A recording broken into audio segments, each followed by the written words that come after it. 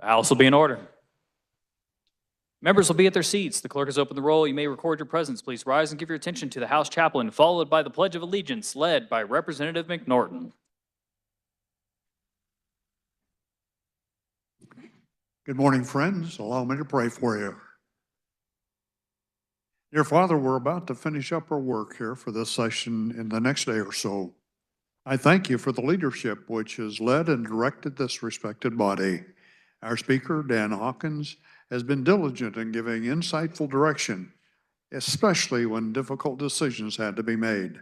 Our majority leader, Chris Croft, and minority leader, Brendan Woodward, have been consistent as well as diligent in all their work. Thank you for the men and women who are willing to work many times outside their comfort zones to advance legislation that benefits all. I also pray for your blessings to rest upon each representative as they return home.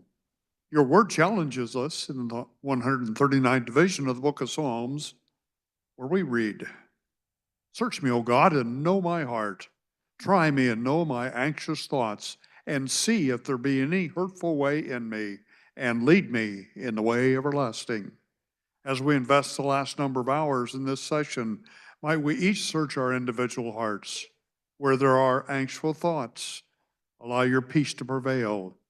If there are areas of hurt or lack of forgiveness for real or even perceived transgressions, let us have the spirit of humility, realizing we're never perfect in any of our extended actions. I pray for anyone who may continue to harbor ill will toward any of their colleagues. We understand peace is your gift to all who wrestle with difficult opinions. I would be remiss in that asking your blessing upon the wonderful staff which has given of their time and talents throughout the last number of months. They have been quietly helpful in so many ways, too numerous to mention. I ask all this in Jesus' name, amen.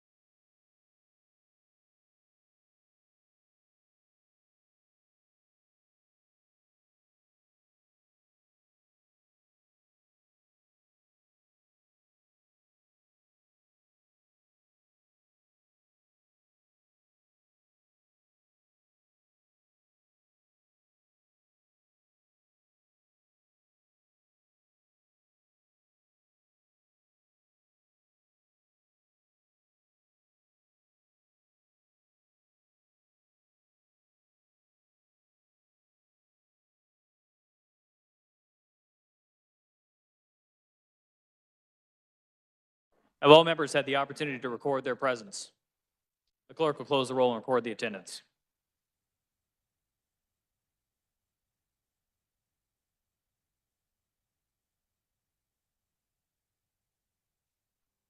Messages from the governor, the clerk will read.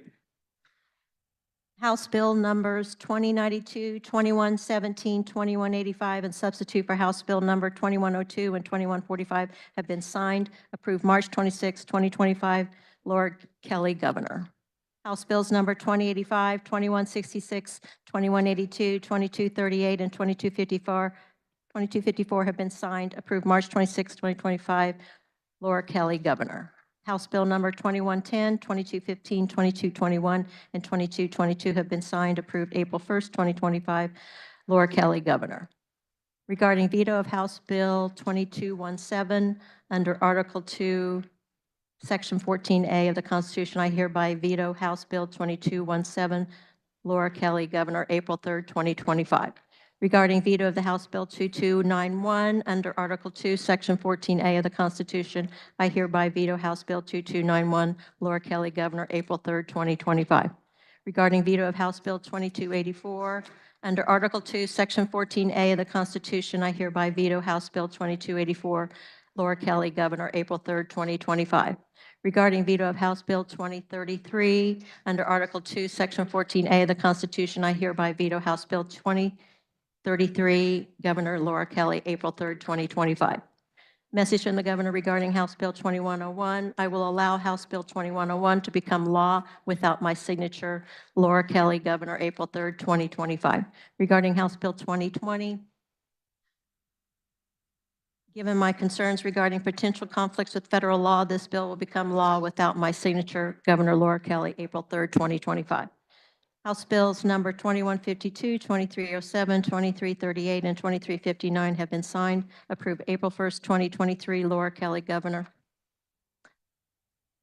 Message from the governor regarding veto of House Bill 2311. Under Article 2, Section 14A of the Constitution, I hereby veto House Bill 2311 by Laura Kelly, Governor, April 3rd, 2025. House Bills number 2031, 2037, 2040, 2052, 2061, 2107, 2109, 2120, 2195, and 2304 have been signed. Approved April 1st, 2025. Laura Kelly, Governor. House Bills number 2016, 2030, 2118, 2122, 2168, 2172, and 2242 have been signed. Approved April 7th, 2027. Laura Kelly, Governor.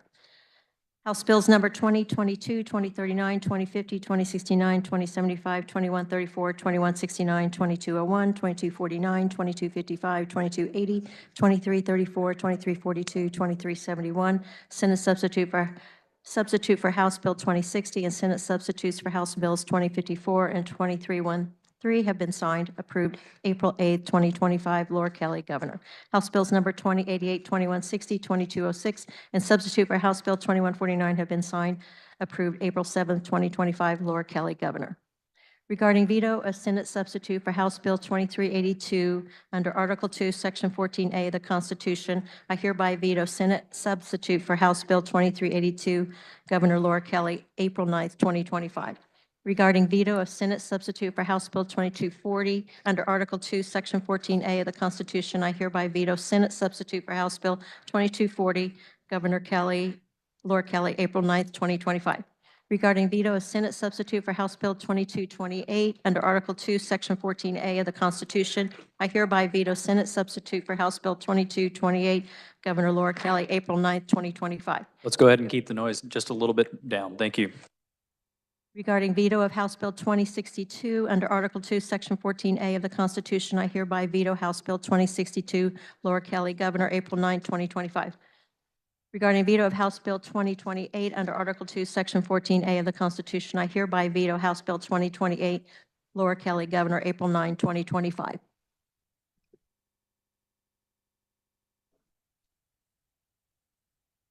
Are there announcements?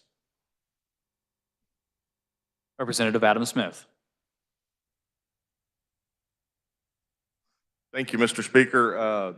Tax Conference Committee will be convening at 9:15 in 218 North. We have a bill to address the 20 mills renewal, 20 mills statewide levy for schools to get that into a shell. There might be a few other technical details that we put into that bill, but we will be meeting in 218 North at 9:15. Thank you, Mr. Speaker. Representative Stogsdill.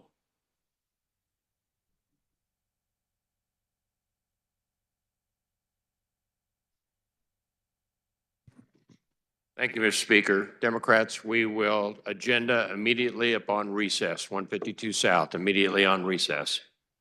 Seeing no further announcements, the Speaker recognizes the Majority Leader for a motion to recess. Republicans, we will calendar in the old Supreme Court immediately upon recess. Mr. Speaker, I move the House stand in recess until 9:30 a.m. You've heard the motion. All in favor, signify by saying aye. All opposed, no. The ayes have it. The House is in recess.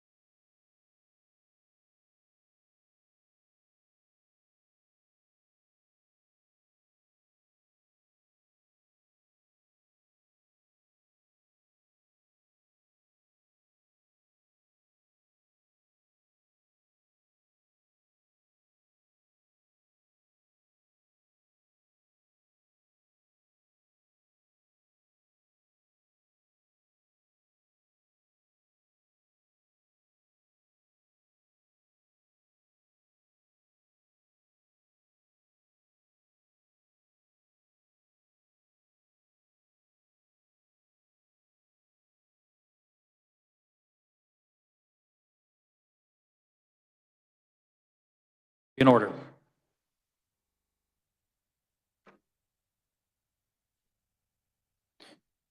The governor's objection to House Bill 2284 having been read, the time has now arrived for the House reconsideration of said bill. Is there a motion to reconsider? The Speaker recognizes Representative Will Carpenter.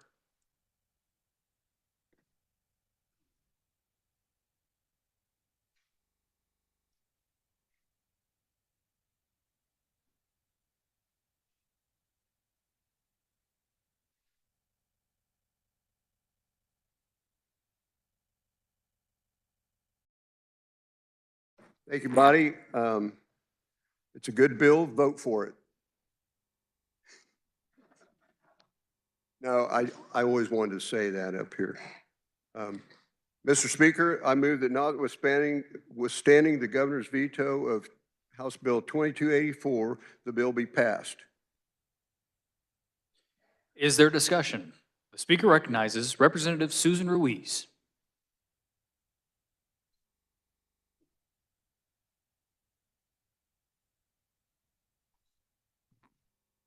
Thank you, Mr. Chair.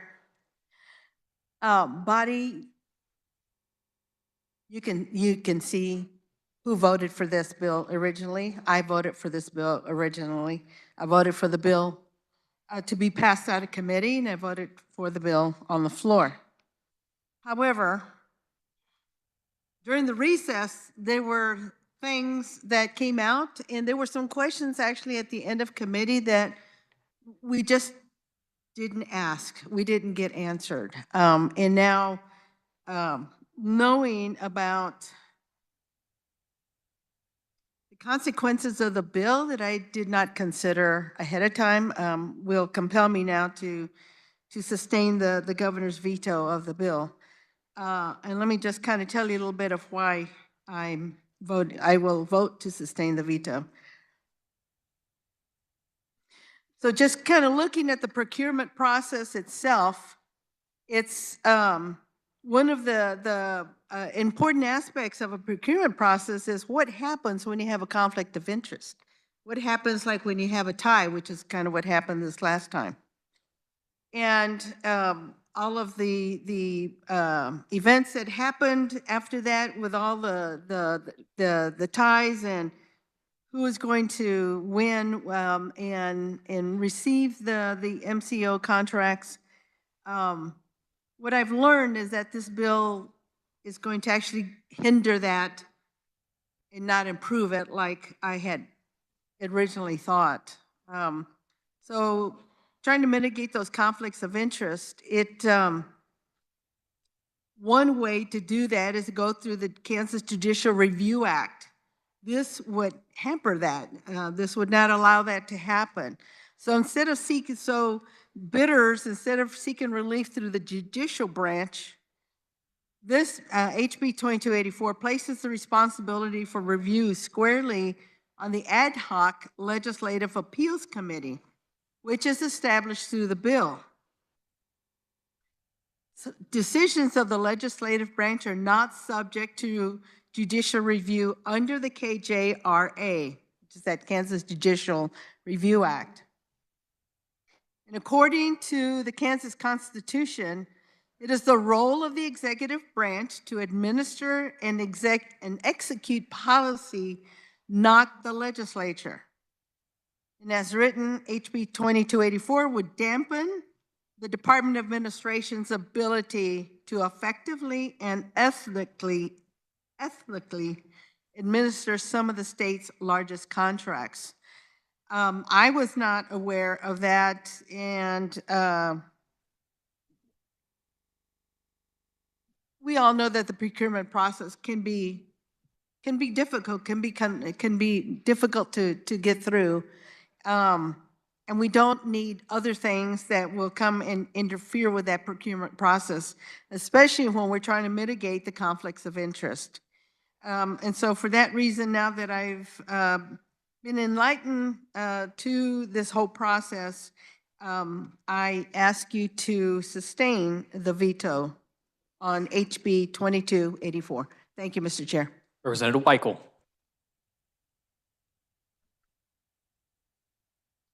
Thank you, Mr. Speaker. I appreciate what the previous speaker said. I just want to add a tad bit more context and be really clear. The underlying bill here that addresses the procurement process and the transparency rules, there's zero issue with that, and there was broad support for that in committee. I think the issue is this amendment that was brought around adding this legislative panel for the appeals process. And I want to give credit to all of the committee members on Health and Human Services. There was, I think, an error in the original amendment that was brought that didn't include any members of the minority party in that, and we spoke with them. They brought back an amendment that was much more fair on that basis. But after that amendment was added, there were still questions. There were hallway discussions around, is this legislative panel for appeals, how does that interplay with the judicial appeal process and the existing appeal process? Those were unanswered questions at the time, and I think during the break we've had, those questions have been answered, and that there is a lot of overreach here and it will interfere with the judicial process. And for that reason, I ask you to sustain the veto. Seeing no further discussion, Representative, you may close. Thank you, Mr. Leader. I close.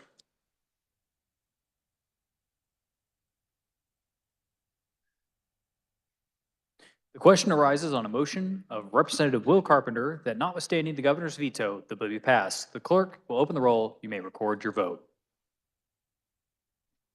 A yes vote is a vote to override. A no vote is to sustain the governor's veto.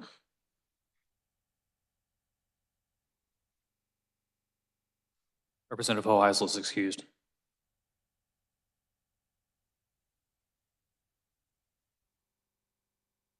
As every member had the opportunity to record their vote, the clerk will close the roll.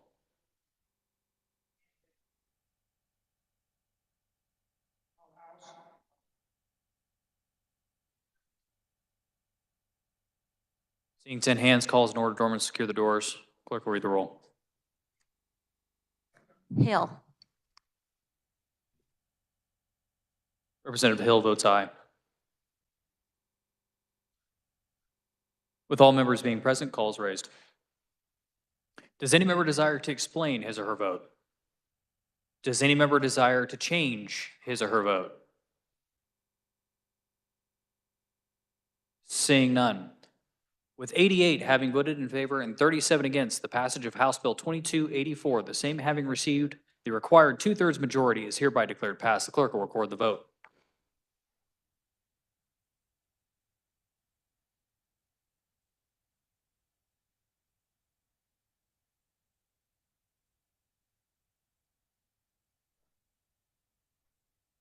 The governor's objection to House Bill 2291 having been read, the time has now arrived for the House reconsideration of said bill. For a motion, the speaker recognizes Representative Tarwater.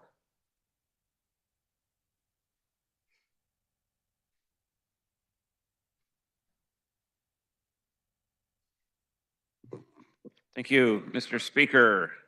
2291 was a good bill. It helped clear some regulations out of the way.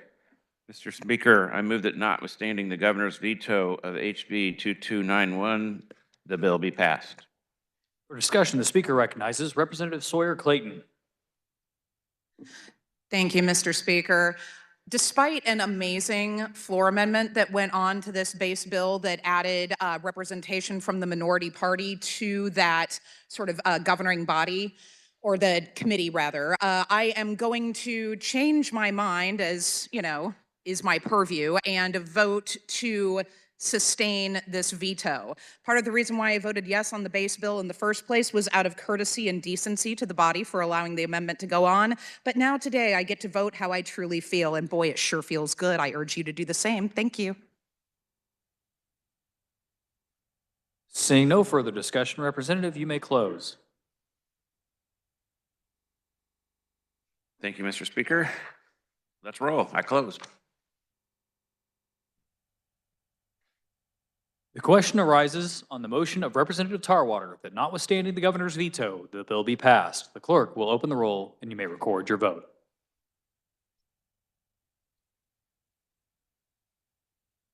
As every member had the opportunity to record their vote, clerk will close the roll. Does any member desire to explain his or her vote? Representative Hoheisel is excused. Does any member desire to change his or her vote?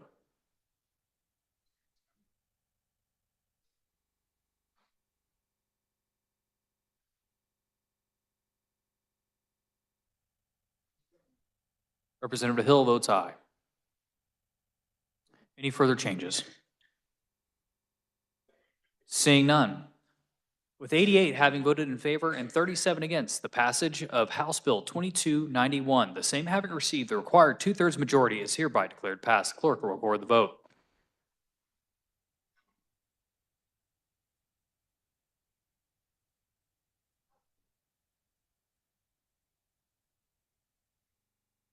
The governor's objection to House Bill 2033 having been read, the time has now arrived for the House reconsideration of said bill. The Speaker recognizes Representative Estes.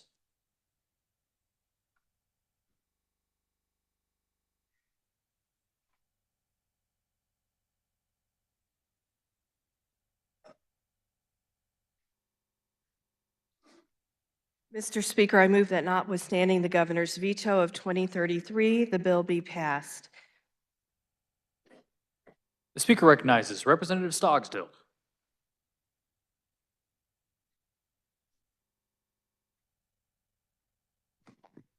Thank you, Mr. Speaker. The underlying reason for this bill is good, and it's already been passed. In February, the Kansas State Board of Education added programs provided by the proponents of this bill to the list of approved at-risk evidence-based programs. And furthermore, legislation has explicitly provided the authority to identify and approve these kinds of programs by the State Board of Education. Again, this is unnecessary legislation. It's already in force, and we are again trying to take rights and responsibilities away from the State Board of Education. We ought to be working in cooperation with them instead of trying to take away their rights and responsibilities on a regular basis. I hope you will vote to sustain the governor's veto and allow what this legislation would do to already do what it's doing. Thank you, Mr. Speaker. Representative McDonald.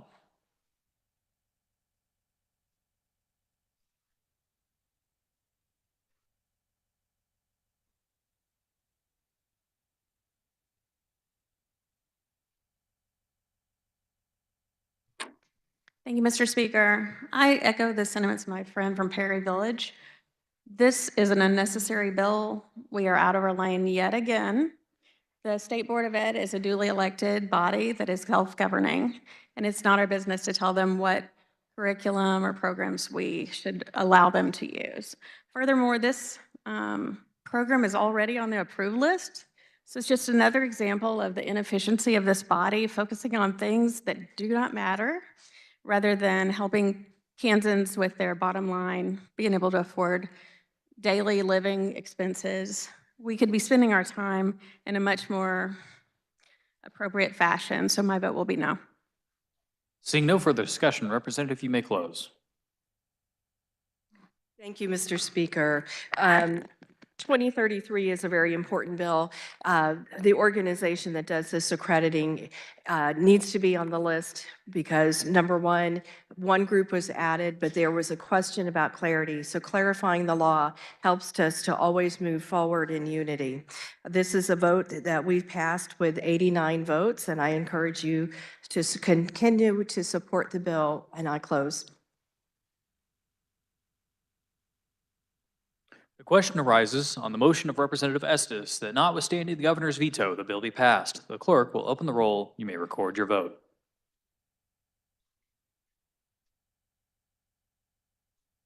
As every member had the opportunity to record their vote, the clerk will close the roll. Does any member desire to explain his or her vote? Does any member desire to change his or her vote? Representative Hill votes aye. Any further changes? Seeing none. With 87 having voted in favor and 38 against the passage of House Bill 2033, the same having received the required two-thirds majority, is hereby declared passed. Clerk will record the vote.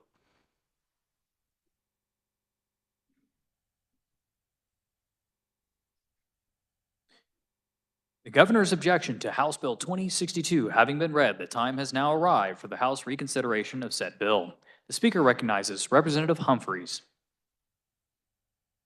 Thank you, Mr. Speaker.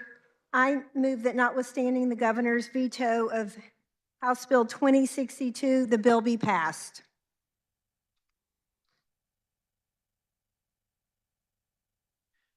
Representative Osman.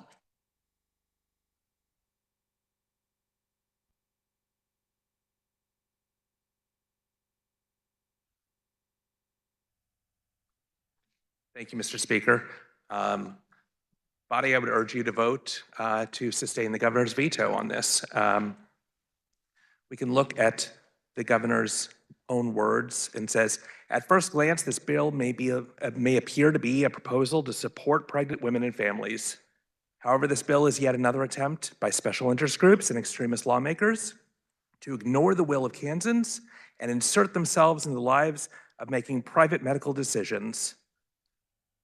This is what I had said. The underlying bill seems fine. The question of, do we provide medical support payments, child support payments for pregnancy-related expenses to pregnant women?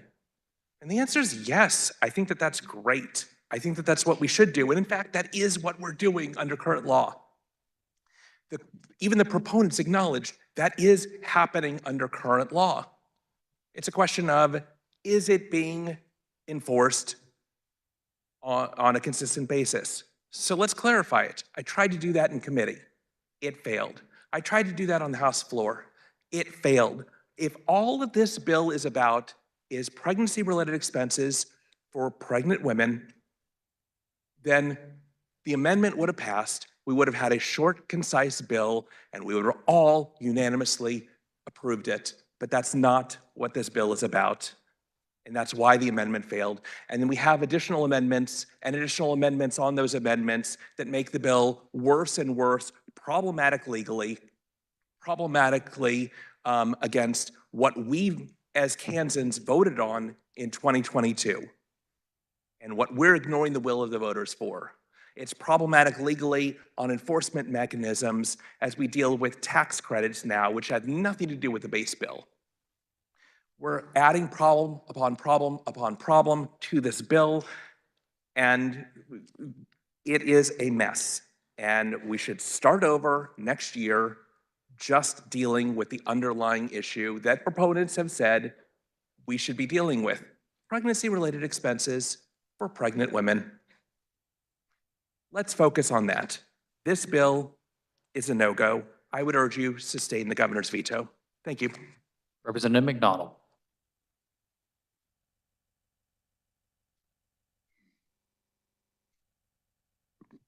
Thank you, Mr. Chair.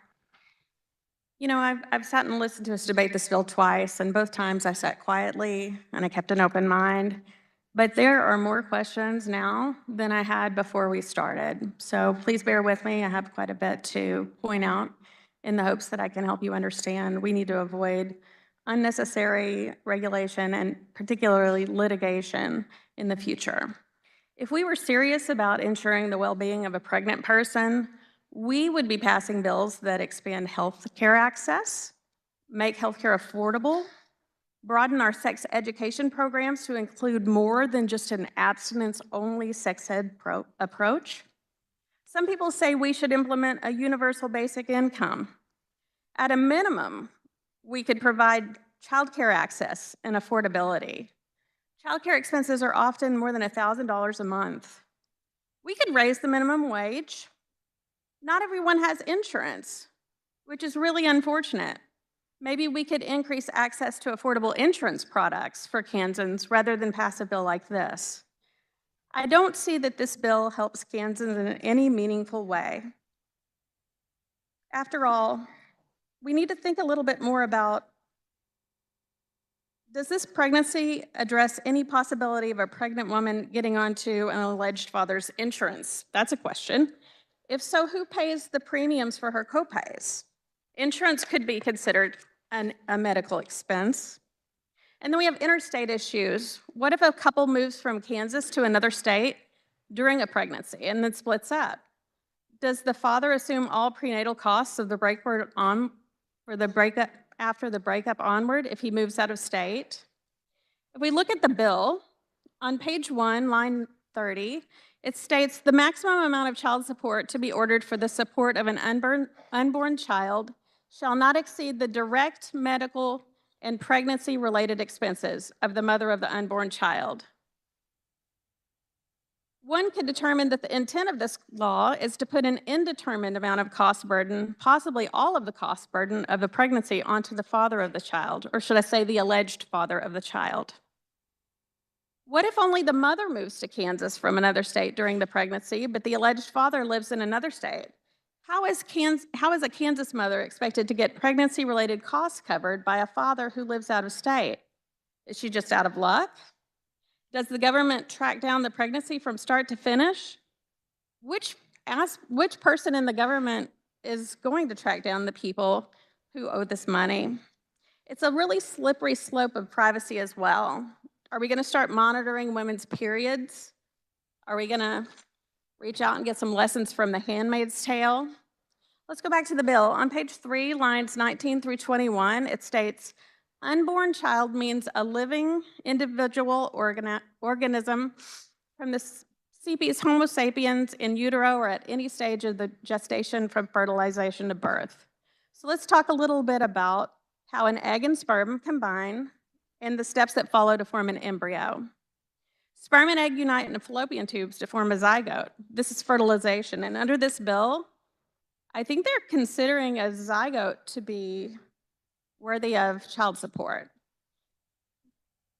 I would argue a person might not be pregnant just because fertilization has occurred, because the zygote has to travel down fallopian tubes, and then it becomes a morolla.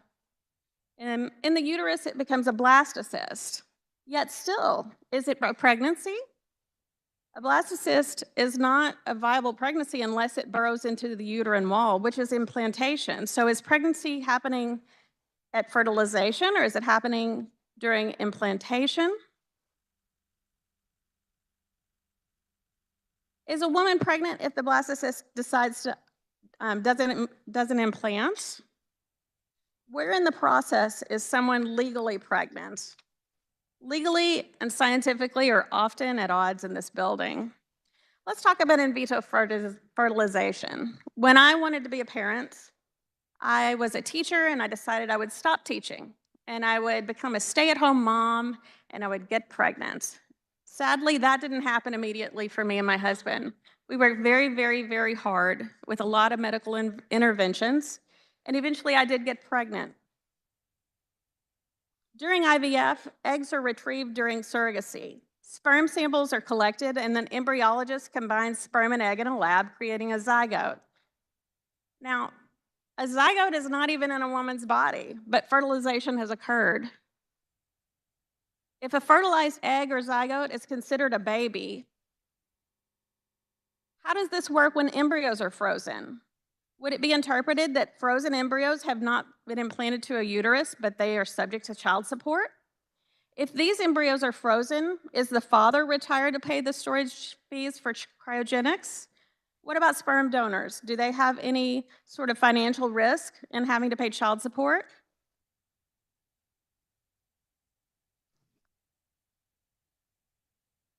It's important to consider that embryos can be viable indefinitely when frozen, and they could also be non-viable when defrosted. If a defrosted embryo is non-viable, does the sperm donor or father get their money back from the child support they paid over those years? Does the embryo get a taxpayer ID?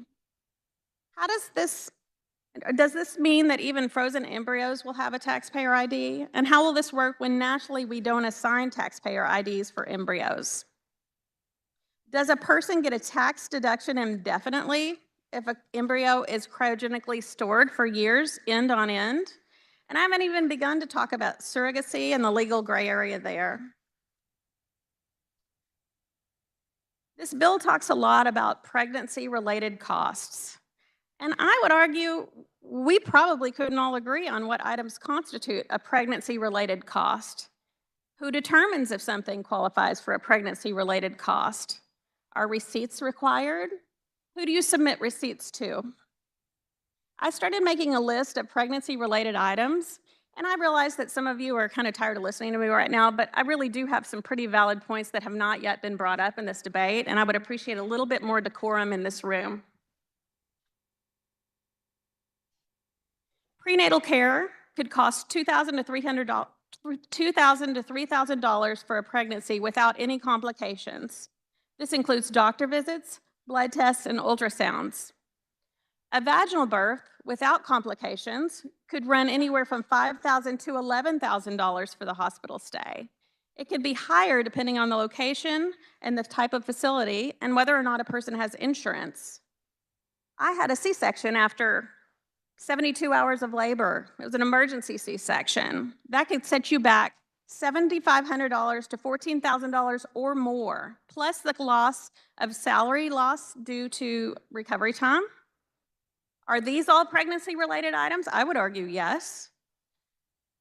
There are also additional costs for all the items above if there are any kind of complications. My pregnancy was high risk because I had gestational diabetes and I was of advanced maternal age, which is very insulting when you hear a doctor say that to you in your mid-30s. Prenatal vitamins can set you back $10 to $30 per month. And if you want your kid to have really good brain development, you're going to need that folic acid and omega-3s for another $30 to $60 a month. Add in some iron supplements, $5 to $20 a month, and anti-nausea medication, $10 to $50 a month or more. And if, like me, you had gestational diabetes, insulin and other medications could set you back $50 to $300 or more per month. There could also be a loss of work due to doctor's appointments, bed rest, postpartum recovery time. I think we all could agree that eating nutritious foods is really important during pregnancy. I would say that that's a pregnancy-related cost. Is that an item? Is that an expense that would count towards these pregnancy expenses? After all, we all want to grow healthy babies, so we need to eat nutritious foods when we're pregnant. Let's consider the cost of healthy groceries into our calculation. You might even need to buy a larger vehicle to fit a baby carrier in the back of your seat. Is this covered? Some would argue that both the mother and the father need a vehicle to be able to put a baby in their back seat. Do you get 2 new vehicles out of that? Page 1, lines 27 through 30 state that direct medical and pregnancy-related expenses of the mother are included. Does this include any injuries the mother might have during pregnancy? What if she breaks her arm? What if she gets stitches or has dentist work? Does she get her eye exams covered? And then let's talk a little bit about maternity clothes. I know a lot of you fellows haven't had to wear maternity clothes or shop for maternity clothes, but I can assure you, none of them are flattering and they're all very expensive. If you just want to get essential pieces of clothing for your wardrobe, and this is not optional, by the way, you can't just walk around with your stomach hanging out. You have to dress appropriately. That's an expectation of our society. So if you go with the basic pieces of clothing for an essential wardrobe, you're going to spend anywhere from $200 to $1,000. If you're going to go bare bones, you could maybe get $200 to $500. And if you go mid-range shopping at maybe Target or Old Navy, it's going to cost you at least $500 to $800. If you're a high-end shopper, you could spend $800 to $1,000 very easily. I suppose some of you might want to be thrifty. So maybe you could have your pregnant person shop at a second-hand store, which might just be $100 to $300. So which of these essential pregnancy expenses would be covered by the father? And remember, page 1, line 31 states, the maximum amount of child support to be ordered for the support of an unborn child shall not exceed the direct medical and pregnancy expenses of the mom. Let's move to talking about elective abortion. Page 2, line 7 defines an elective abortion as any abortion for any reason other than to prevent the death of a mother upon whom the abortion is performed, except that the abortion may not be deemed one to prevent the death of a mother based on a claim or diagnosis that such mother will engage in conduct that would result in the mother's death. Now, I had to read that several times, and I had to ask for a little bit of legal help to understand that jargon. I'm wondering how this impacts women with ectopic pregnancies. Would an abortion be considered elective if it was done to preserve the fertility of the mother? What if a pregnancy is too taxing on a woman and risks the loss of kidney function or some other permanent damage to her body? Is that still considered an elective abortion under your rules here? What if she has a stroke? Or what if she's just at increased risk of stroke? This umbrella term of abortion seems way too broad to me, unnecessarily broad. And at the end of the day, I really would like for you to hear this part. I'll wait. Because I know we care about decorum in this room. Thank you. This umbrella term of elective abortion really ends up at the end of the day being very dangerous for women. One reason some have for terminating a pregnancy is because of mental health challenges, including suicidal ideation. Is this considered elective? How do we address miscarriages? Does the burden fall on the woman to prove that her miscarriage was unintentional? This is a slippery slope, people.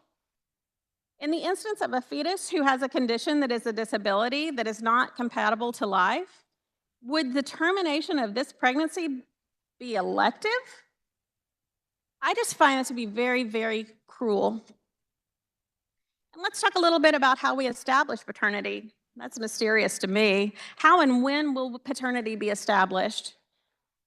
Can a court compel any man to submit DNA with just a request from a pregnant woman? You laugh, but I'm serious. I could see how this bill could really be weaponized against men. Can a father relinquish his parental rights voluntarily for a fetus or embryo who has not yet been born? What if the woman doesn't know who the father is? Is she just out of luck? What if there are multiple possible fathers? Who pays for the kids? What is the process of that? And more importantly, what is the timeline? And I haven't even begun to speak with you yet about this tax credit. If a couple is not married, which one of them gets the tax credit? Do they each split it, getting half? How long does someone have to be pregnant to get this tax credit? 20 weeks? I think it says 20 weeks in the bill. I'm not sure what's real magical about 20 weeks and why that number is significant. If someone has a pregnancy that does not last to 20 weeks, it sounds like they're just out of luck on that tax credit, but they were no less pregnant. It seems unfair that they would exclude a woman who had a pregnancy terminated for some reasons other than being in danger of death. For instance, if the pregnancy was terminated to give her a better chance at having a baby in the future, to preserve her fertility, should she not get this tax credit? Could a rapist get this tax credit? Representative, a point of order has been called. On what grounds?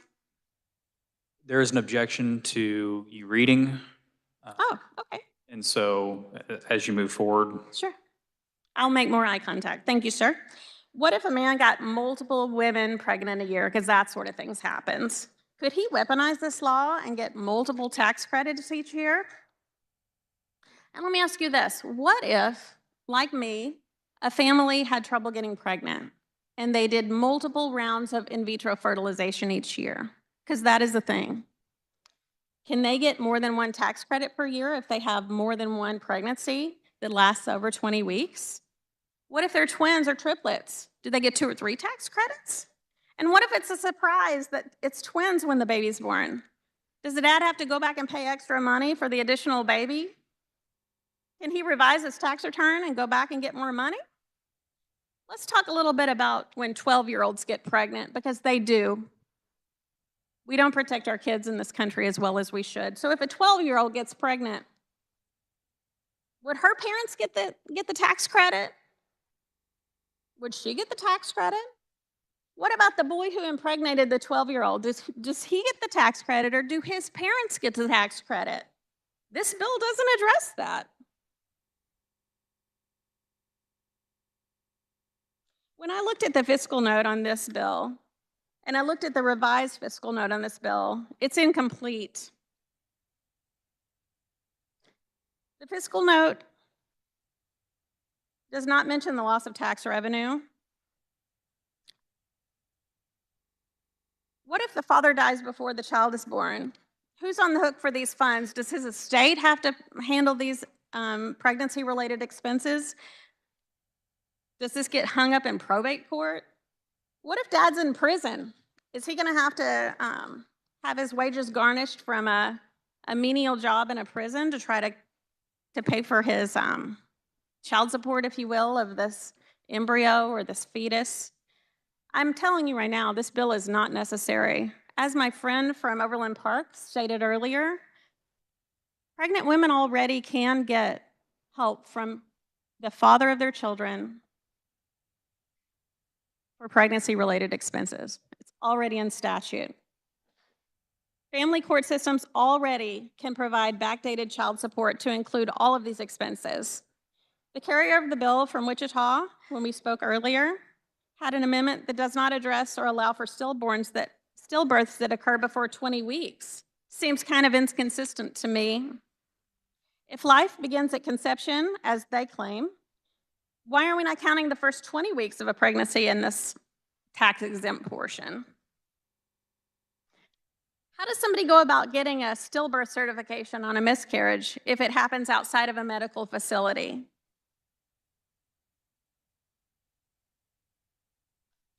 If a person experiences a miscarriage before the 20-week mark, were they any less pregnant? When we look at establishing paternity, how is paternity investigated under this bill? Does Chris Kobach get more FTEs? Because I know you guys really enjoy giving him more FTEs. Who's going to do the investigation? What tests and paperwork are involved? Who's going to pay for the testing? Can I just point out on the updated fiscal note, in utero genetic testing services cost $1,750 per instance. For fiscal year 2026, the new case management costs are estimated to cost $269,637. In addition, DCF may have to contract for in utero genetic testing services for these. I'm sorry, but if 20% of the 867 new cases needed for this new test, it would cost $303,450. That's a bill I'm not real interested in paying. What if somebody gets pregnant while they're living in another state and they come here?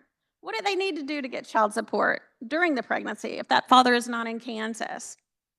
Did you know that there's a rare instance where a woman can be pregnant with twins and the twins could have been fertilized by by sperm from two different fathers? So theoretically, two different fathers could be having to pay these pregnancy expenses and child support, of course, to one mother for one pregnancy. I just want to point out to you all, this is an important point that we all need to agree and acknowledge about. Abortion is legal in Kansas. Abortion is routine, and abortion is safe. I don't know how we can ensure the privacy of Kansans will be protected with this bill. I don't see any guardrails that have been put into place. I would argue that this bill provides a financial incentive for abusive men to impregnate women, even multiple women, and then cause the death of the fetus to avoid its birth. In states where fetuses are given personhood, women routinely die because they are not given the care that they need. Ongoing lawsuits show this. I think that bills like this expose hypocrisy. Conservatives like to use the argument that they value less government, not more. Does this bill accomplish less government? Republicans claim that they want the government to stay out of private affairs. Does this bill keep the government out of private affairs? Republicans say that government should stay out of people's business and let them live their lives. This bill does the exact opposite. Perhaps we should spend our time addressing maternal health instead. Couldn't state resources be better used to decrease infant mortality? Let's go ahead and quiet it down. Thank you. I very much appreciate that, Mr. Chair. I'm almost finished. If we could address the root causes of poverty, maybe we would have fewer unwanted pregnancies, because at the end of the day, I think we all would like to have fewer unwanted pregnancies. To review, if we really wanted to ensure the well-being of pregnant people, we would be passing bills that expand access to health care. We would make health care more affordable. We would broaden our sex education programs to include more than an abstinence-only approach. Some people might want to institute a universal basic income. I'm not quite there yet, much to the contrary of what you might believe. We could raise the minimum wage. We could ensure that people have access to insurance. You know, I may not have changed anybody's mind here today, but I do appreciate that in America I have a right to say what I think in this well, and I answer to the people who live in my House district alone. And the decisions I make in this room are my decisions with those people in mind. I think that more than half of your voters in this room, more than half of every one of your voters are women. If you vote to override the veto, you are throwing these women under the bus. Thank you for your time. Representative Mosley.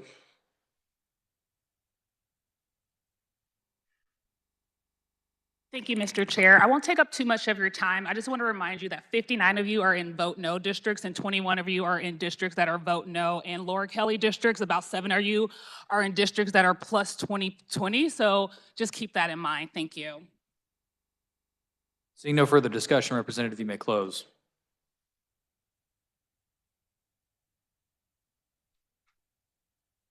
Thank you, Mr. Speaker. I'll make this so quick. So many questions. I want to thank one of the previous speakers to explain how expensive it is to be pregnant and how many expenses we do have as pregnant women. But I want to remind everyone, this bill is about child support and about a tax exemption. Okay, side note, by the way, we did extend Medicaid care last year to women from a certain number of months up through a year. So we are doing a lot for women. The other thing, all the questions that were asked, the court has the responsibility to answer those questions. All the questions that we wondered about, they're not necessarily needed to be answered in this bill, but they are answered by what the court does when they're deciding child support already now. This bill is about being compassionate to pregnant women. And so with that, Mr. Speaker, I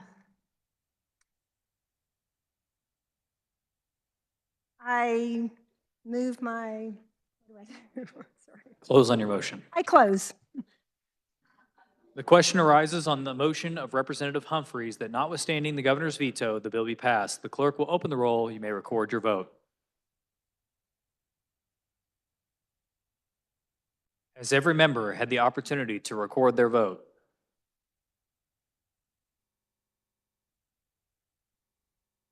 The clerk will close the roll. Does any member desire to explain his or her vote? For an explanation, the speaker recognizes Representative Vaughn.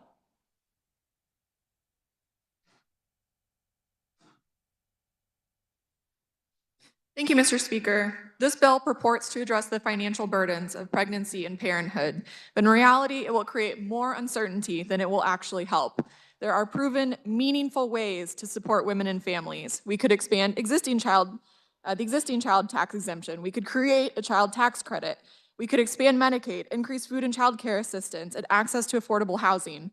Instead, the real goal of this bill is to further codify fetal personhood and advance an anti-abortion agenda.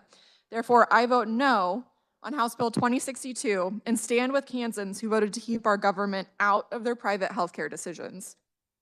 Are there any further explanation of votes? Representative Hoy.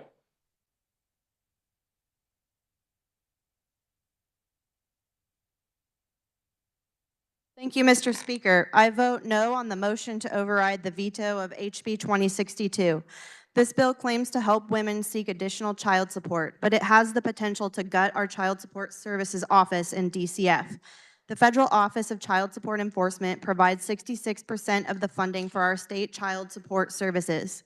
The federal government establishes parentage after a live birth occurs.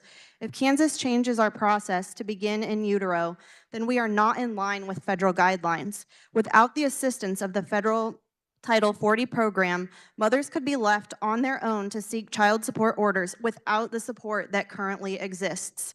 I vote no. Any further explanations? Representative Featherston.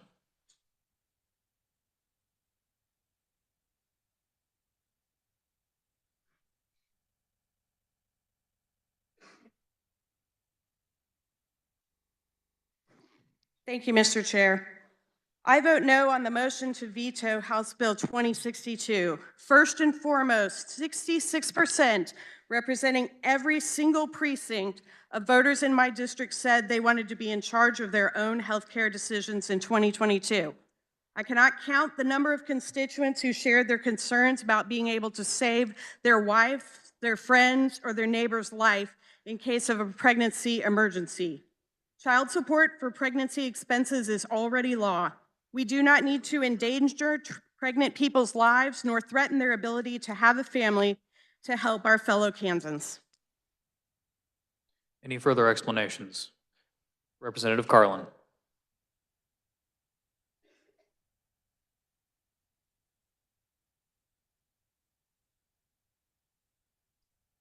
Thank you, Mr. Speaker. I vote no to override the veto.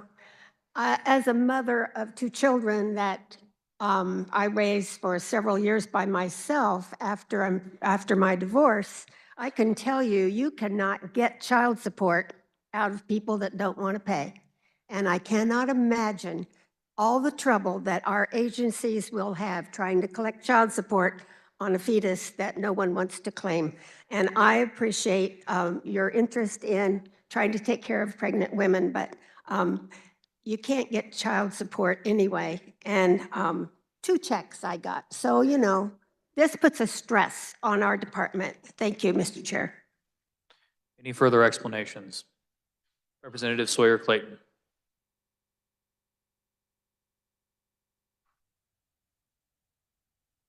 Thank you, Mr. Speaker. I vote no on House Bill 2062. I would like you to look at the Kansas State Constitution, Article 2, Section 16.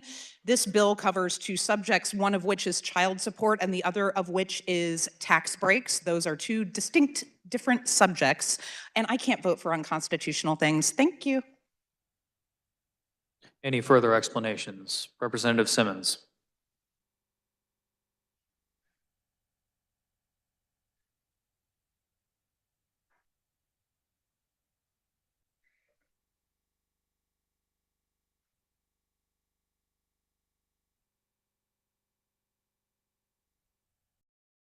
Thank you, Mr. Chair. I will be voting no on the motion to override the governor's veto.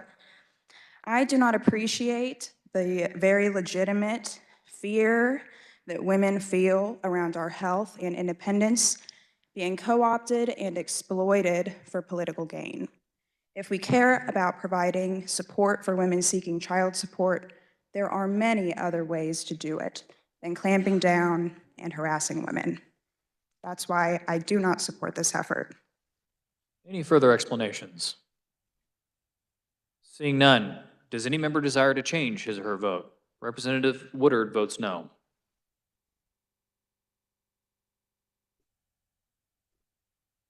Representative Sawyer votes no. Representative Adam Smith votes aye. Representative Hill votes aye. Representative Turner votes aye. Any further changes? Seeing none, with 87 having voted in favor and 38 against the passage of House Bill 2062, the same having received the required 2/3 majority, is hereby declared passed. The clerk will record the vote.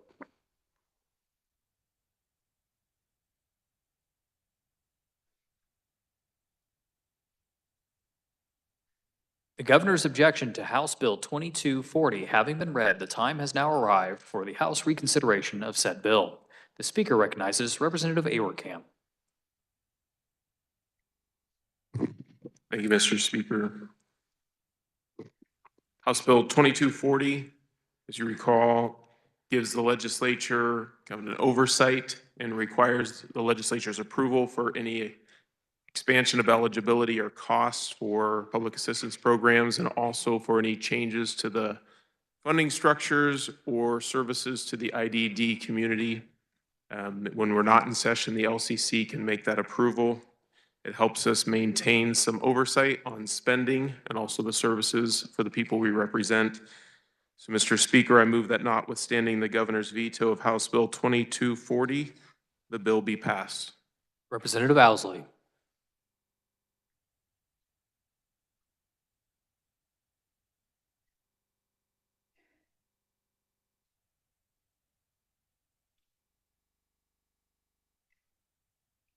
Thank you, Mr. Speaker. House Bill 2240, I spoke against when we voted on it the first time.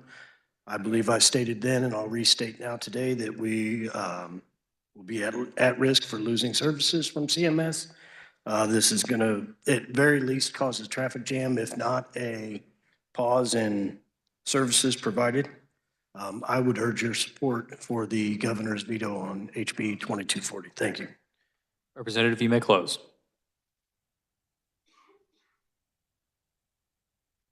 Mr. Speaker. Thank you, Mr. Speaker. I close. The question arises on the motion of Representative Awerkamp that notwithstanding the governor's veto, the bill be passed. The clerk will open the roll. You may record your vote. Has every member had the opportunity to record their vote? The clerk will close the roll. Does any member desire to explain his or her vote? Does any member desire to change his or her vote?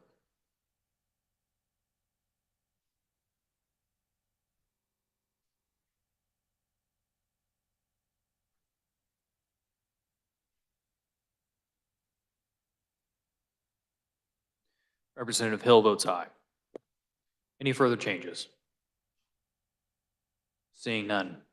With 87 having voted in favor and 38 against, the passage of House Bill 2240, the same having received the required 2/3 majority, is hereby declared passed. The clerk will record the vote.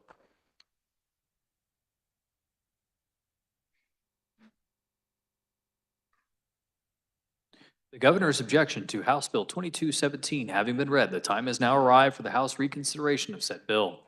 The Speaker recognizes Representative Will Carpenter.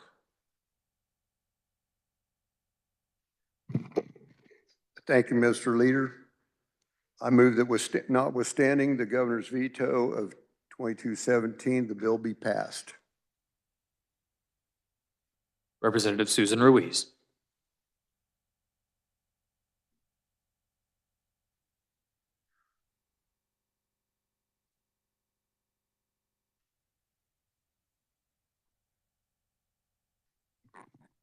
Thank you, Mr. Chair.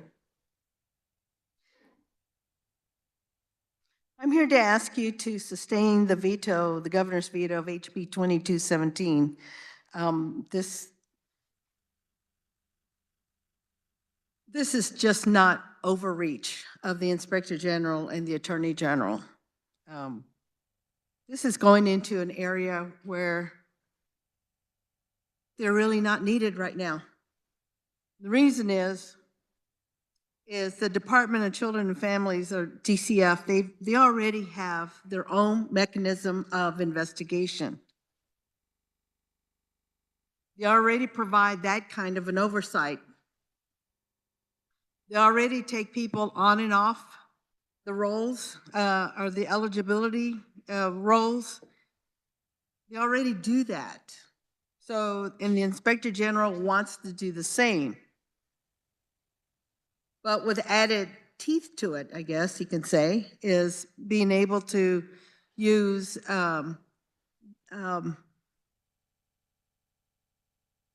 subpoena power, administer oaths, and execute search warrants there too. Feels to me that because you're poor that you might also be a criminal and might be treated as such by the Inspector General's office. In the bill, it also says that the Inspector General and the AG office are two separate entities. Well, they're not. If the Inspector General is under the Attorney General, how can it be separate? 2 sessions ago, the IG's already been seeking expanded authority to investigate public assistance programs. And at that point, he wanted to be able to include the cash, food, and health insurance. The fiscal note for this bill is $1 million and wanting to add 9 staffers.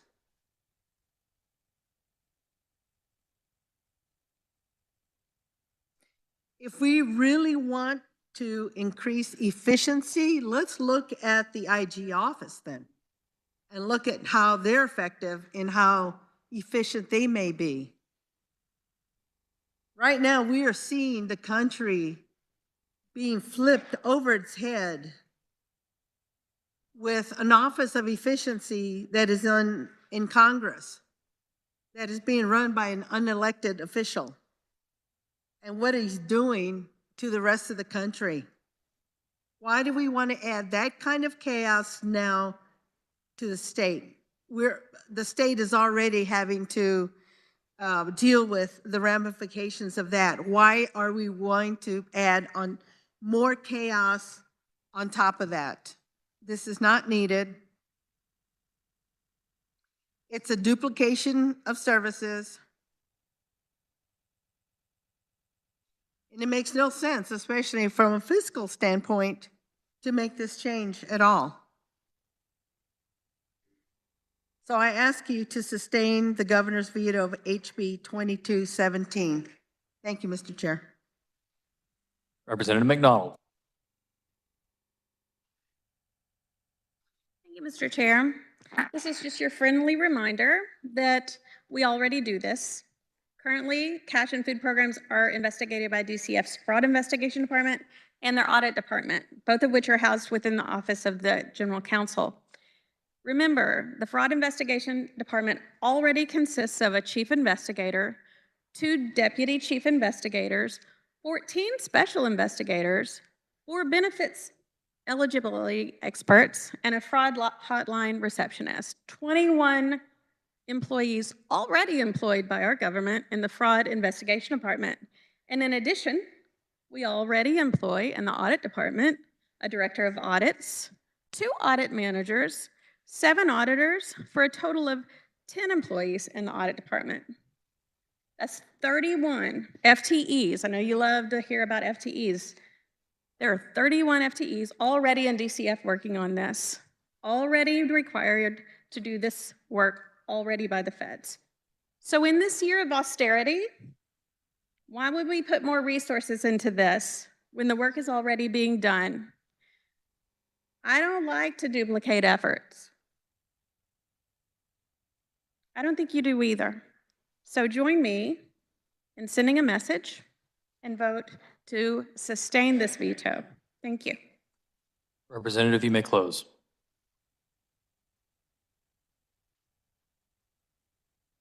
Thank you, Mr. Leader. I close. The question arises on the motion of Representative Will Carpenter that notwithstanding the governor's veto, the bill be passed. The clerk will open the roll. You may record your vote. Has every member had the opportunity to record their vote?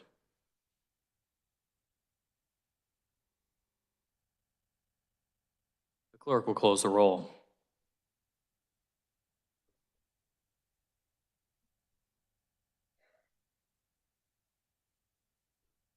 Does any member desire to explain his or her vote? We're going to wait just a few moments.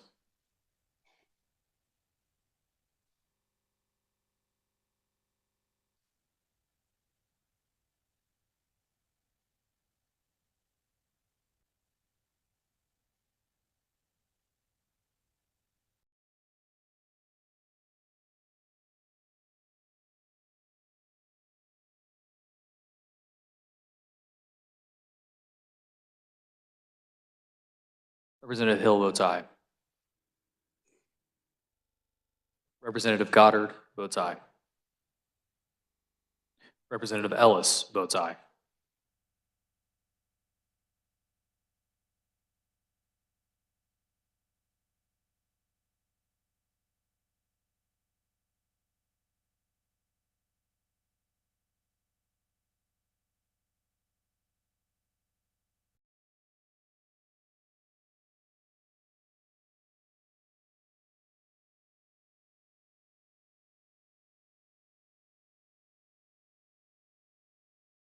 Representative Penn votes aye and is excused. Representative Miller votes no. Okay, does any other member desire to change his or her vote? Seeing none. With 87 having voted in favor and 38 against the passage of House Bill 2217, the same having received the required 2/3 majority, is hereby declared passed. Clerk will record the vote.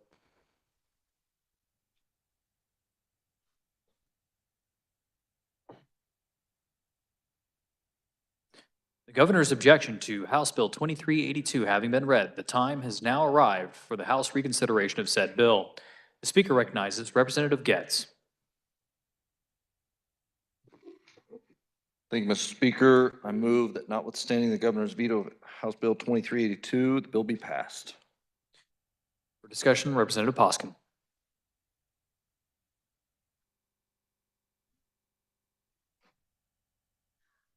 Thank you, Mr. Speaker. I want to remind the body that this bill does not authorize the State Board of Education to do anything that it already cannot do and does not provide any money for their raises. I'm glad somebody provided money for ours. But much more importantly, you know, a lot has been said about building relationships this year in the K-12 Budget Committee with our education stakeholders.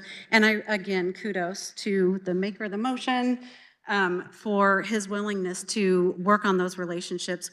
On March 12th, our committee had an open discussion with the school board members from all across the state. No bills, no debates, no hearings, just open discussion to build trust.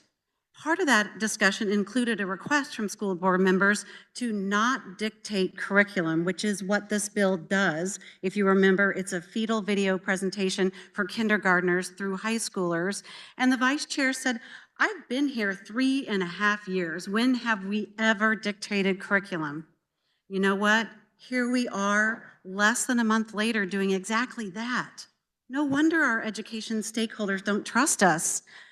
I'm going to bring up a point I brought up on another bill that was trying to dictate curriculum, in that I was a Republican for 35 years, and I'm going to remind you of your own party platform. Local control should be preferred and considered when enacting laws and regulations. Larger government units, that's us, should not interfere with local, more efficient and responsive solutions. So my question to you today, this side of the aisle, is, are you going to vote your basic values about how government should be run and local control, or are you going to cede them to special interests? I challenge you to vote no on this motion to override this veto and prove to local school boards that we have their backs. Thank you. Representative Featherston.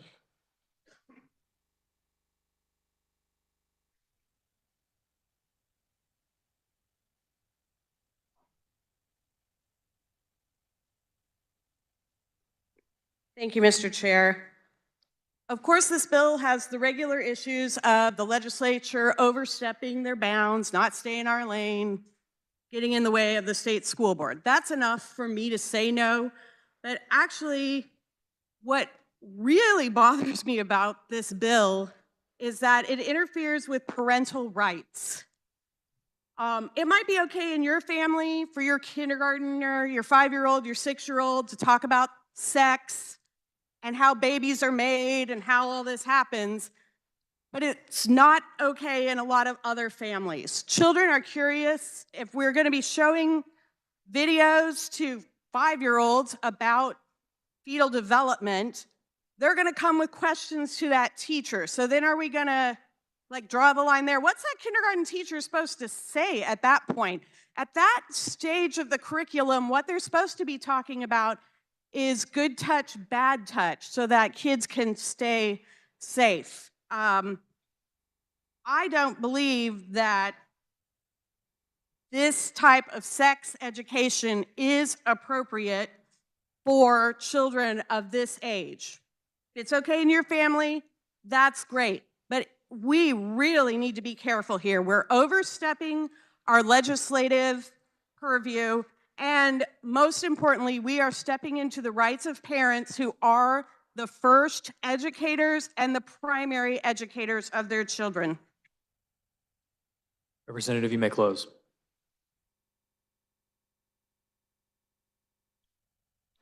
Thank you, Mr. Speaker. This legislation still allows the state school board to put in standards, how they want this implemented. They can still give some guidance, and it gives them permission to vote on their own pay raise.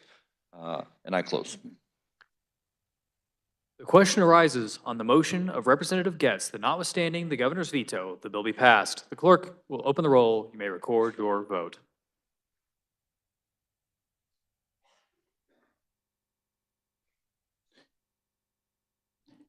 Has every member had the opportunity to record their vote? The clerk will close the roll. Does any member desire to explain his or her vote? For an explanation, the speaker recognizes Representative Hoy.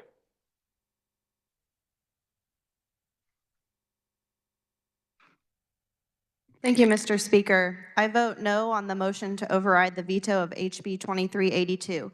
The Kansas Constitution grants curriculum authority to the Kansas State Board of Education. This is another attempt by the legislature to overreach our authority by mandating curriculum.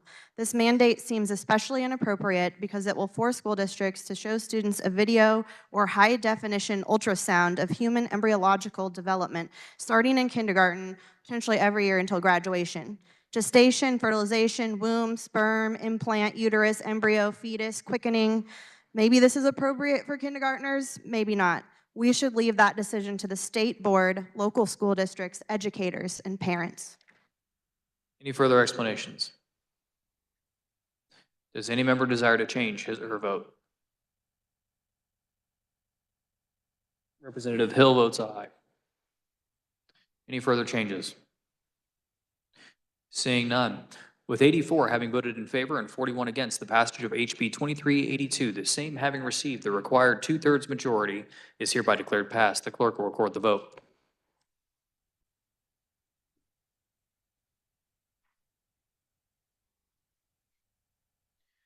The governor's objection to House Bill 2311 having been read, the time has now arrived for the House reconsideration of said bill. The speaker recognizes Representative Howerton. Thank you, Mr. Speaker. I move that notwithstanding the governor's veto of HB 2311, the bill be passed. For discussion, the speaker recognizes Representative Owsley.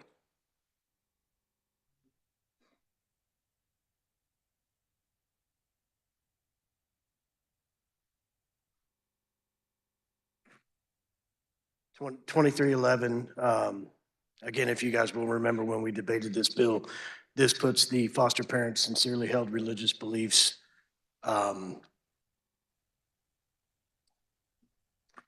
puts it ahead of the kids' sexual orientation or gender identification. This was a bad bill when we heard it last time. This sends a terrible signal to a vulnerable population in the state of Kansas. I would urge you to sustain the governor's veto on HB 2311. Thank you. Representative Susan Ruiz.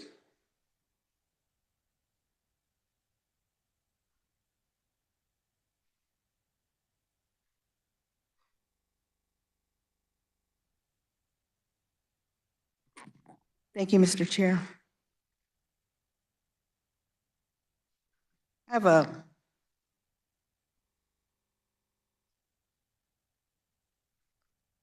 I'm going to speak against the, ask you to sustain the veto for HB 2311.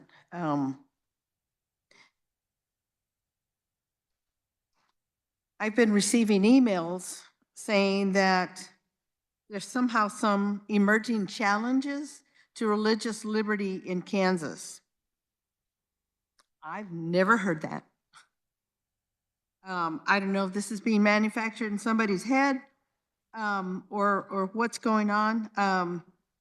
Religious liberty is well protected in Kansas.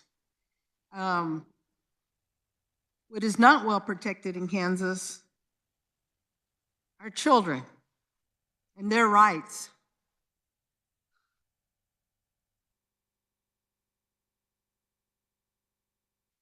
Being told that people that have sincerely religious beliefs are somehow being discriminated against in the foster care system specifically. I've not heard that. I'm in interim committees. I've been on the Child Welfare Committee before. I've never heard that. And I don't know where all of that is coming. But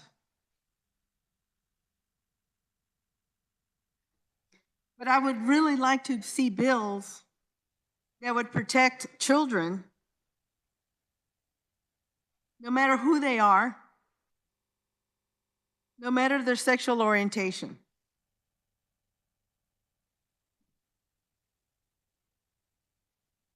And yet this bill does the opposite. It does not really protect them at all.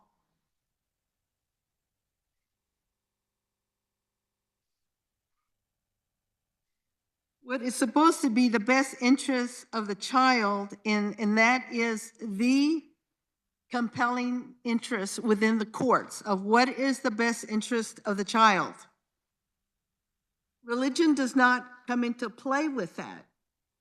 If you look at the definition, it's in our child welfare statutes, that when courts have to make decisions regarding child welfare, that it is what is in the best interest of the child.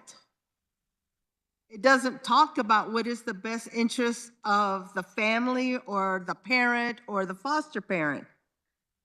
Certainly, there's considerations that have to be made because you want a right fit. Just remember, we have kids coming into our system who have been very abused for so many reasons and in so many ways. And yet we want to try to put them through other hurdles, like forcing them to be in a home that maybe they don't want to be in. If they are an adolescent, they should be able to have the ability to speak to where they get to go. And in the courts, with the looking at the compelling interest of the child, the best interest of the child, teenager is able to do that. I'm concerned that this bill overrides that. And it overrides the interest of the child and forcing them to be in a situation that they don't want to be or they shouldn't be. We don't need this bill at all. People's religious rights are already being protected. Read almost every bill we've had, and there is something in there about protecting religious rights. Whether we like it or not, it's in our statutes, and we have to work with that. So what is the purpose of this bill, then, if we already have that covered? So the purpose of the bill really is to discriminate against a certain child, a child that may be speaking about that there may be transgender. And I think, to be even more specific, I think this bill is really to discriminate a trans child, because that seems to be something that the majority of this body seems to like to do. Representative, do not impugn the motives of members and stick to the topic of the bill, please. Mr. Chair, how did I do that? Explain to me how I impugned. Representative, so that the I words you were understand. using were impugning the personalities and saying that somebody might be supporting the bill or not be supporting the bill or the topic at hand. So please stick to the bill. Do not try to say what the motives of people are and why they are voting for or against the bill. Thank you.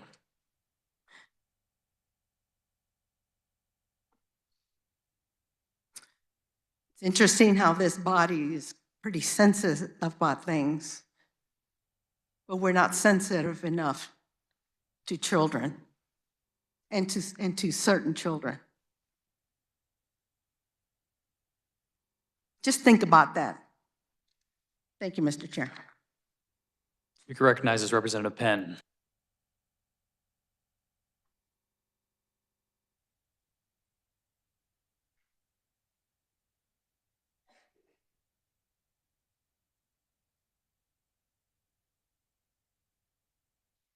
Thank you, Mr. Speaker. Body, I am in full support of this bill. Many of you know that I am one of the now 2 members here in the body that was actually raised in foster care. And this bill hits particularly hard with myself because there were a number of foster homes that, I and my brothers were actually placed in that did not afford us or were hostile to particular religious sensitivities, upbringing, certain training. And it runs the gamut when you're talking about just education on financial acumen, history, just a lot of different things. So if we can do anything that levels the playing field for the children, that allows them to have the full range and scope of placements for those individuals who have a heart large enough to take them in, that have enough love to open their homes to them without any fear of recrimination or discrimination against them, or living out, as the previous speakers may have mentioned, just who they are. I think that that is a standard that we should apply across the board. And I think that House Bill 2311 helps us achieve that here in the state of Kansas. And on behalf of foster children that fall under our purview here in the state, I think this is a great piece of legislation to add that will allow them to live fruitfully, to develop fully, and speaks well of us as a state. I encourage your support for House Bill 2311. Thank you. Representative, you may close. Thank you, Mr. Speaker. Just to remind you, there are Part A of this bill that speaks to foster families and adoptive families trying to get licensed, trying to find an option to be considered. Part B speaks about the best interests of the children. The secretary shall do what is best. The secretary can consider religious beliefs, sexual orientation beliefs. She can consider all of that when placing a child. This is just giving options for families to become foster families and adoptive families. Since we heard it in the House, I listened to the Senate committee this morning. 2 families came forward that were discriminated against. This is happening in Kansas. We need this bill, and I close. The question arises on the motion of Representative Howerton that notwithstanding the governor's veto, the bill be passed. The clerk will open the roll. You may record your vote. Has every member had the opportunity to record their vote?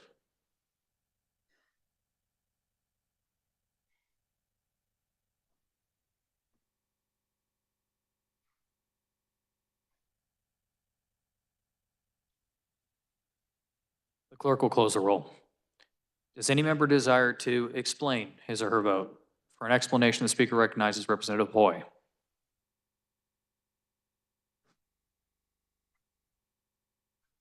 Thank you, Mr. Speaker. I vote no on the motion to override the veto of HB 2311.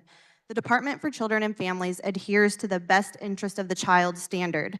It is wrong to keep children in homes where they are not accepted or are in some way being pressured to change their sexual orientation.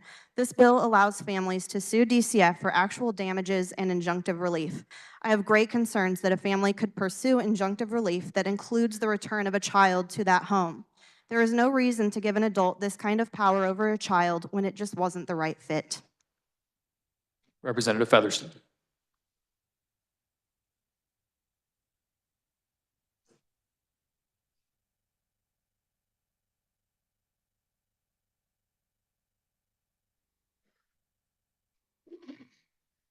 Thank you, Mr. Chair. I vote no on the motion to override House Bill 2311. I've thought about this issue a lot over the years. We're all aware that we need more safe, loving families that are willing to foster or adopt, and I wouldn't want to limit options for a child to be placed in a home. However, there is no instance in which the best interest of the child should not be the primary factor when considering placement.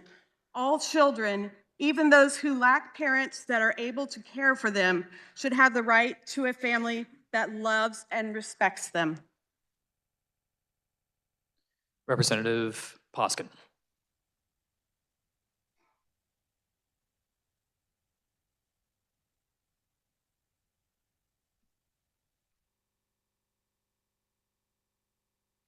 Thank you, Mr. Speaker. I vote no on the motion to override House Bill 2311. This bill, regardless of its intents, opens the door for LGBT+ and foster youth to be placed in unsupportive or harmful environment under the legal protections of sincerely held beliefs. It puts children like my constituent at greater risk, and it prioritizes the comfort of adults over the well-being of kids who often have no voice. She asked me to be a voice for her. I vote no. Any further explanations?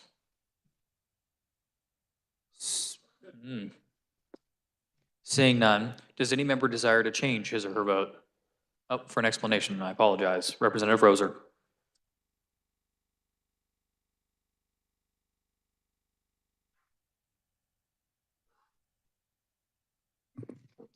Mr. Speaker, I vote yes to override the governor on HB 2311. The idea that politicians control DCF's ability to act in the best interests of children is a clear violation of our scope of government. Politicians do not decide placement. HB 2311 will ensure that all youth will live with compatible families. We have an opportunity to protect available and qualified family-based foster homes who are qualified and willing to help, and no family should be discriminated against based on values that are shared in and out of religious groups. This bill will achieve timely legal placement for foster children by increasing the number of foster families, a clear win for Kansas. Thank you. Are there any further explanation of votes? Okay, seeing none, does any member desire to change his or her vote? Representative Hill votes aye. Any further changes? Seeing none, with 87 having voted in favor and 38 against, the passage of House Bill 2311, the same having received the required 2/3 majority, is hereby declared passed. Clerk will record the vote.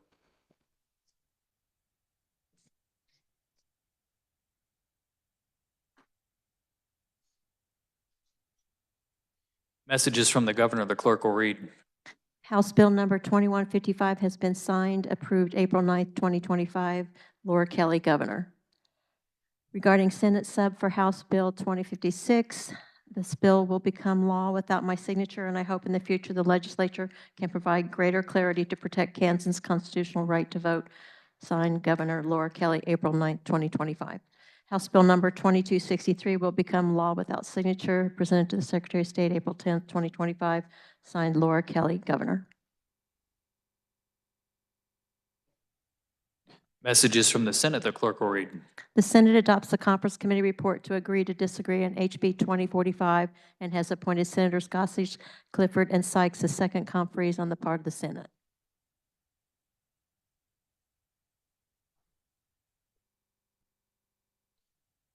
The Speaker recognizes Representative Tarwater for a motion to adopt the agree to disagree report on HB 2045.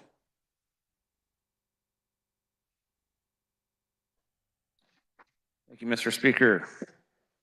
HB 2045 now contains the contents of the child care bill, and the Senate made some pretty good changes to it. And while we do have an agreement, there are some that disagree, and so we can agree to disagree. And so, Mr. Speaker, I move to adopt the agree to disagree conference committee report, and that a new conference committee be appointed. Representative Sawyer Clayton. Thank you, Mr. Speaker. I disagree that we can agree to disagree, and so I urge you to disagree with the agree to disagree. Thank you. That was like a Dr. Seuss book. Thank you, Representative. Seeing no further discussion, Representative, you may close. I agree. I close. You've heard the motion. All in favor signify by saying aye. All opposed, no. The ayes appear to have it. The ayes do have it. Motion passes. The Speaker appoints Representatives Tarwater, Turk, and Sawyer Clayton as conferees on part of the House. Are there announcements? Representative Estes.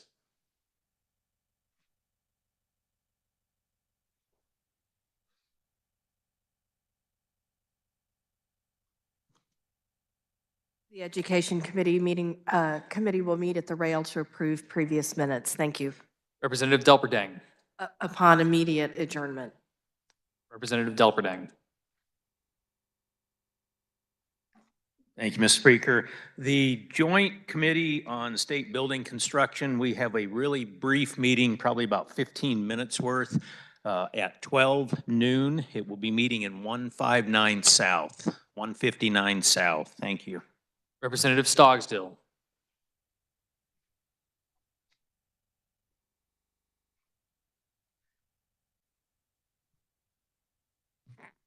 Thank you, Mr. Speaker. Democrats, we will have agenda at 1:15, room 152 South, 1:15. Representative Waymaster.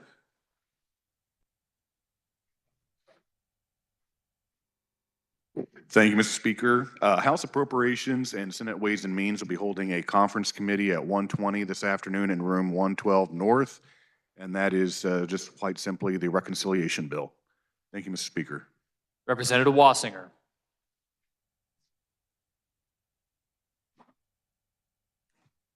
Truth Caucus has Chick-fil-A in room 142 South, and anyone who would like some, go ahead and stop by, as well as the barbecue, I think, across the street. Thank you. Representative Tarwater.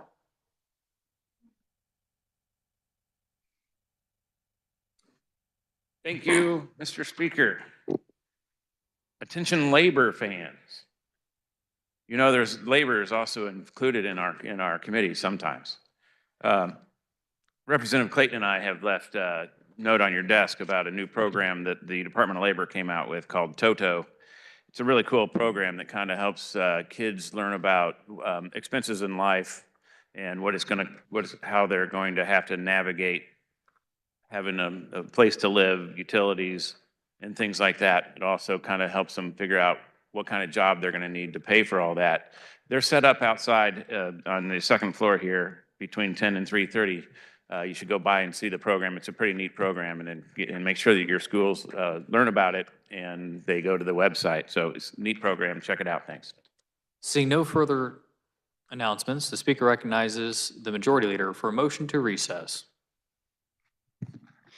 Mr. Speaker, I move the House stand at recess until 1:30 p.m. You've heard the motion. All in favor signify by saying aye. All opposed, no. The ayes have it. We are in recess.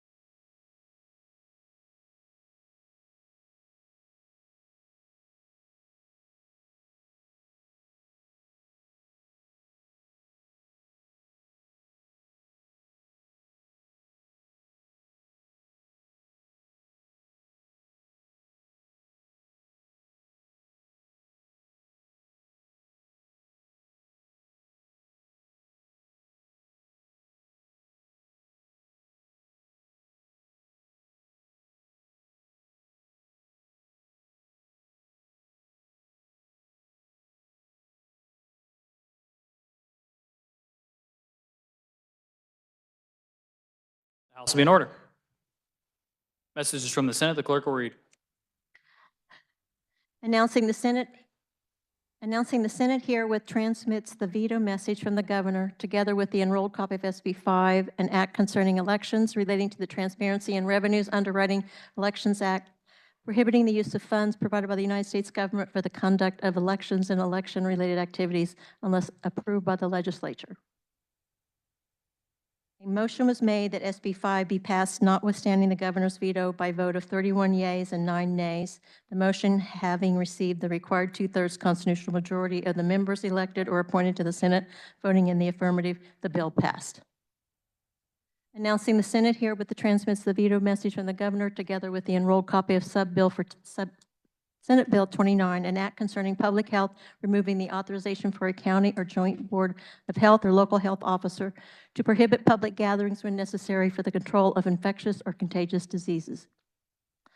A motion was made that the sub-bill for SB 29 be passed, notwithstanding the governor's veto, by vote of 31 yeas and 9 nays, the motion having received the required 2/3 of constitutional majority of the members elected or appointed to the Senate voting in the affirmative, the bill passed.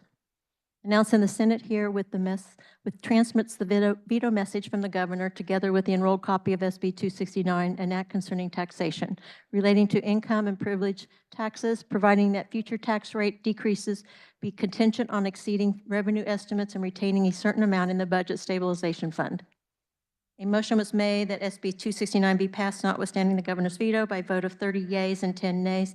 The motion, having received the required 2/3 constitutional majority of the members elected or appointed to the Senate voting in the affirmative, the bill passed. Announcing the Senate herewith transmits the veto message from the governor, together with the enrolled copy of SB 14, an act concerning the state budget, providing for a continuous budget until amended, lapsed, or eliminated by the legislature, providing temporary reallocations, establishing conditions and limitations thereof. Therefore, a motion was made that SB 14 be passed, notwithstanding the governor's veto, by vote of 31 yeas and 9 nays.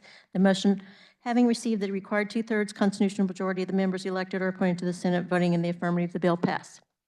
Announcing the Senate herewith transmits the veto message from the governor, together with the enrolled copy of SB 79, an act concerning public assistance relating to food assistance, directing the Secretary for Children and Families to request a waiver from the Supplemental Nutrition Assistance Program that would allow the state to prohibit purchase of candy and soft drinks with food assistance. A motion was made that SB 79 be passed, notwithstanding the governor's veto, by vote of 29 yeas and 11 nays. The motion having received the required 2/3 constitutional majority of the members elected or appointed to the Senate voting in the affirmative, the bill passed.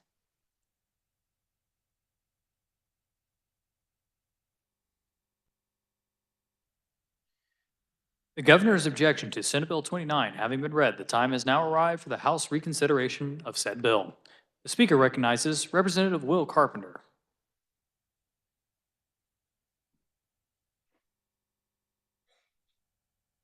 Thank you, Mr. Speaker. I move that notwithstanding the governor's veto of Senate Bill 29 and the bill be passed. For discussion, the Speaker recognizes Representative Susan Ruiz.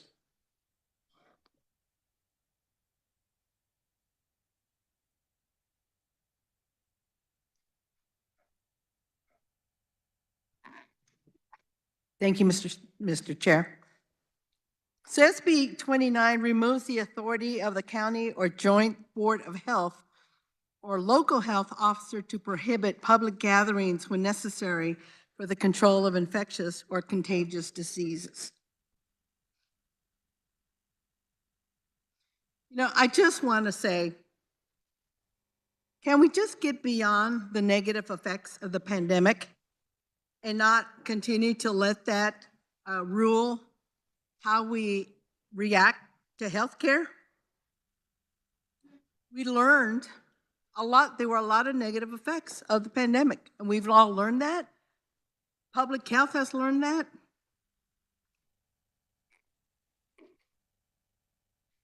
This bill is, it reads like it is as if the pandemic was still going on. And it's not, we're beyond it. So taking away the authority of public health officials to prohibit public gatherings and issue quarantines when necessary for the control of infectious or contagious disease directly contradicts effective evidence-based health intervention advice and would put the health and safety in Kansas at unnecessary risk. And when I say the health and safety of Kansans, in my head, I'm thinking about children more than adults, although adults absolutely will be affected by this. But I'm thinking more about children. There are 32 confirmed cases of measles in Kansas as of today. And the confirmed cases are across 8 counties within the state, with 27 of the 32 of these cases being in individuals who are unvaccinated. And we're talking about younger people that are unvaccinated. They now have the measles. I have not heard of any children or adults passing away, dying because of the measles, but they have in Texas. They've had at least 2 infants already die in Texas.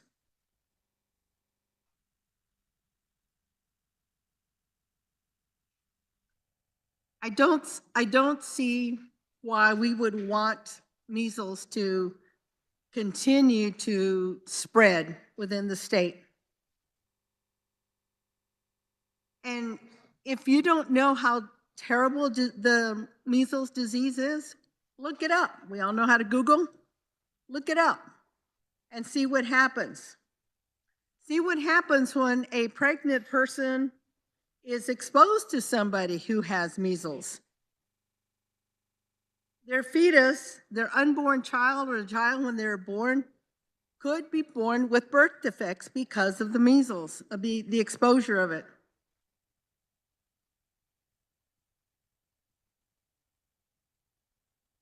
This bill will cause actual harm in efforts to mitigate current outbreaks.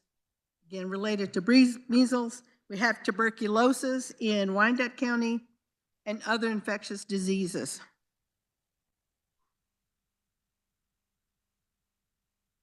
When I was 6 or 7 years old, I got both of the measles.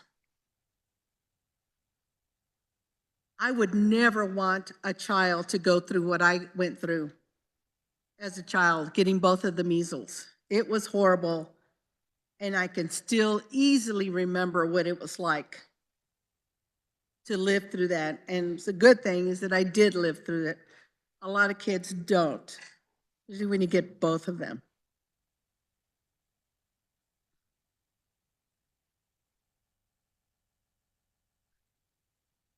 We need to be able to let health officials who are trained in that to make those decisions.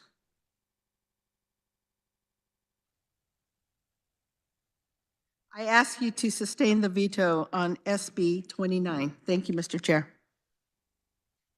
Representative Oropeza.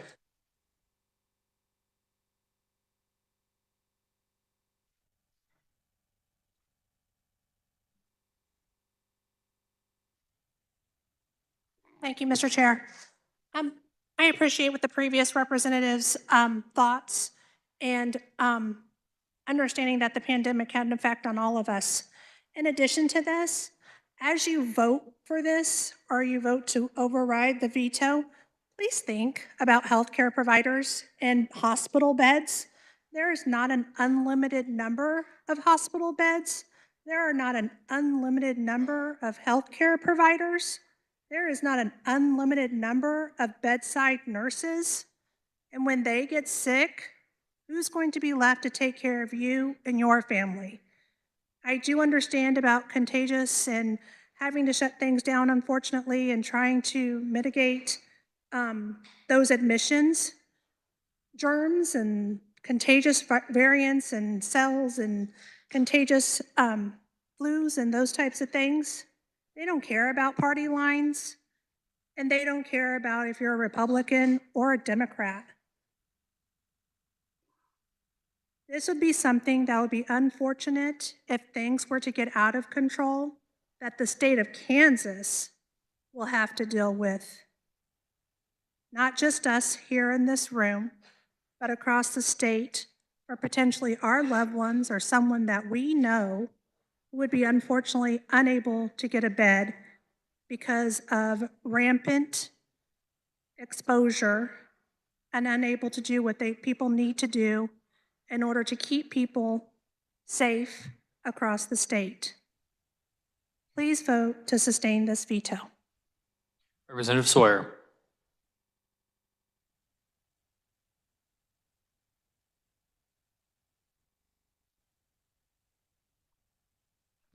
Rise and urge you to vote no. My big concern is with the measles outbreak in Southwest Kansas. When I was a kid in kindergarten, I get to kindergarten and everybody got the measles. That's what happened in the days before we had vaccines. It's a horrible disease. And, people talk about the deaths, but it's more than that. It's a horrible disease to go through, but there were other side effects. At the time I had the measles and shortly thereafter, I had a lot of ear infections that affected my ears.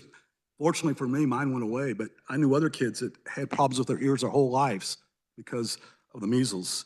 There were other kids that affected their mental development. They became developmentally disabled because of the measles. The measles is a disease it's a horrible disease that nobody should ever want to happen, and it scares me that a disease that we once eradicated is coming back and hitting Southwest Kansas. We need to make sure that our local officials, state officials have all the tools they can to help fight. The disease is so contagious. We need to keep all of our tools in the toolbox. I urge you to vote no. Representative Martinez.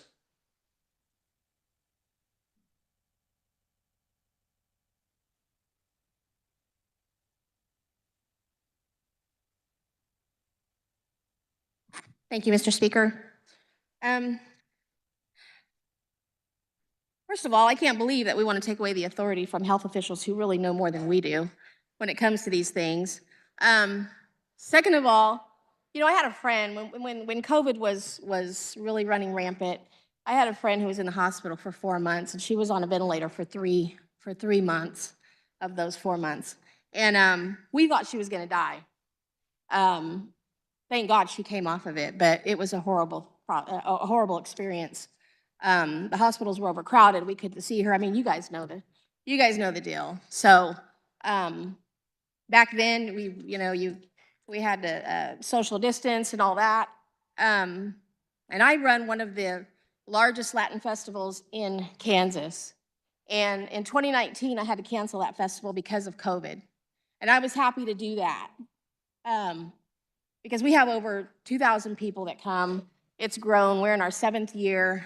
And if that happened again, and if measles became a really bad, we were at risk of it spreading in Wichita, I would have to do that again. And I would think that the health professionals would know more than I do to help me make that decision. When decisions like that are made too, we also have costs that go with festivals and big events that if we just decide to cancel it, we're going to lose it. But if we have the backing of health officials who know better than we do, who know that big crowds are going to cause people to be at risk for catching illnesses and things like measles and things like that, then I would hope that I would have that to fall back on with their knowledge. But I don't see what the problem is. I'm really confused over this. Why would we want to do something like this? It's in our own best interest. It's in the best interest of kids, our own health. It just doesn't make sense to me. So I thought I'd just get up and share that with you. But I really urge you to vote no, because this just doesn't make sense. This isn't good for anyone to be put in these situations. And sometimes, we're in places and people know they're sick and they still go out. So it's just a big risk. And I hope that you would join me in voting no. Thank you. Representative Ballard. To sustain the veto.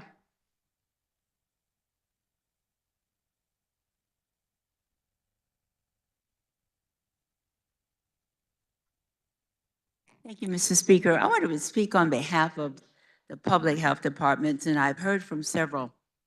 They're also designated as Homeland Security in this state. So whenever there's a major catastrophe or whatever happens, it's public health departments that are to respond to us. And that's where I think my worry is. If they are part of Homeland Security and they're there for our protection, why would we not want the Public Health Department, who are very careful to not invade, but try to protect what we do, and to say we're no longer that, then what happens to the designation of Homeland Security? They are our protection, and our Public Health Department deserve our confidence because they can keep our families and our friends and the people we love safe. I ask you to please not vote against this. Thank you. Seeing no further discussion, Representative, you may close. Thank you, Mr. Leader. I close. The question arises on the motion of Representative Will Carpenter that notwithstanding the governor's veto, the bill be passed. The clerk will open the roll. You may record your vote.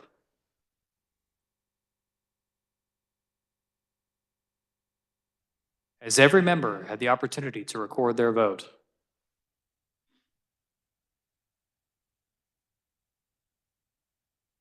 The clerk will close the roll. Does any member desire to explain his or her vote? Representative Hoy.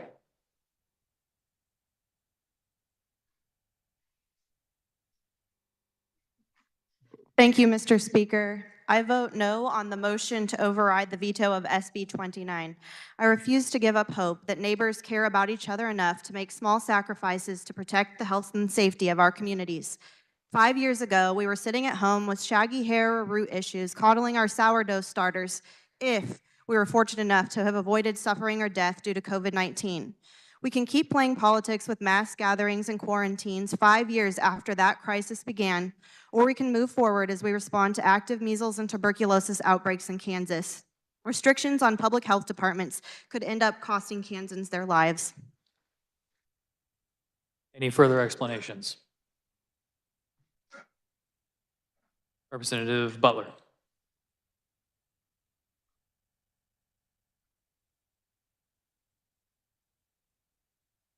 Representative Hill votes aye.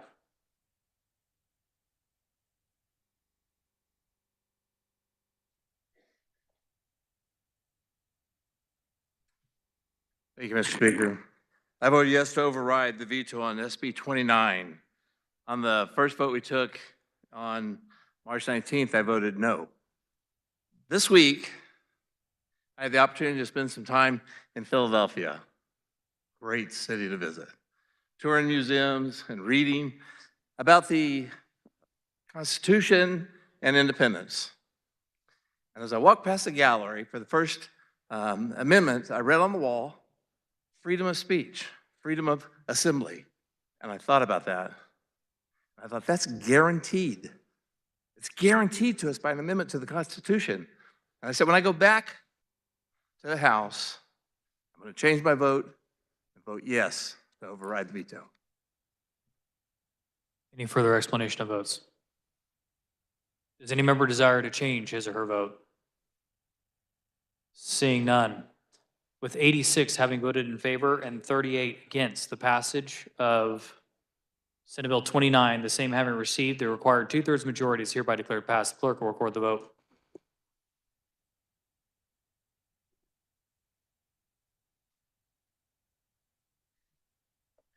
The governor's objection to Senate Bill 14 having been read, the time has now arrived for the House reconsideration of said bill.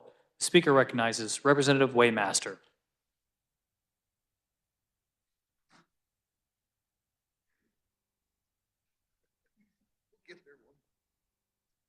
Somehow or another.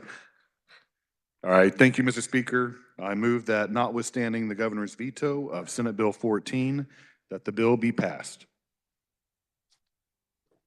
Seeing no discussion, Representative, you may close.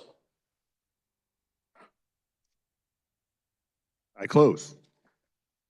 The question arises on the motion of Representative Waymaster that notwithstanding the governor's veto, the bill be passed. The clerk will open the roll. You may record your vote. Has every member had the opportunity to record their vote?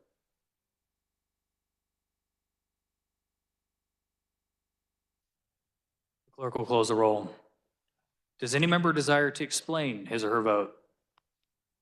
Does any member desire to change his or her vote?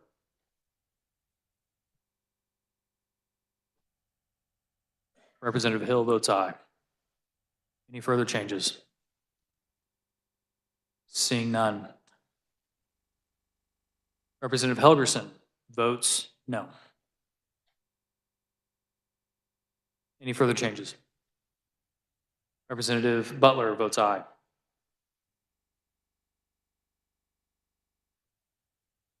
Any further changes? Seeing none.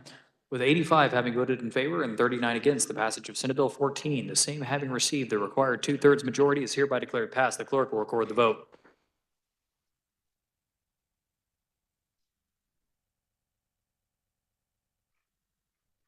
The governor's objection to Senate Bill 5 having been read, the time has now arrived for the House reconsideration of said bill. Speaker recognizes Representative Proctor.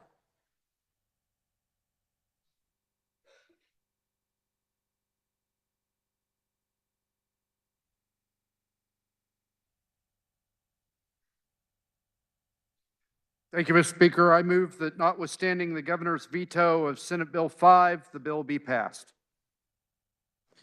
Representative Haskins.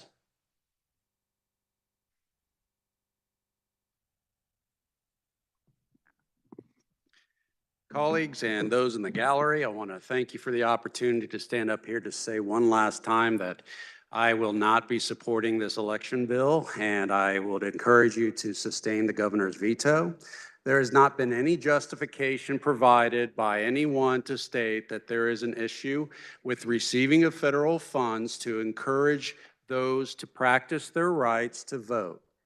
By eliminating funds, you also restrict the opportunities for counties to recruit and to help grow the democratic process. It is voter suppression, whether you like it or not, and it is something that doesn't make any sense why we would turn away federal resources, which are actually our tax dollars coming back to us.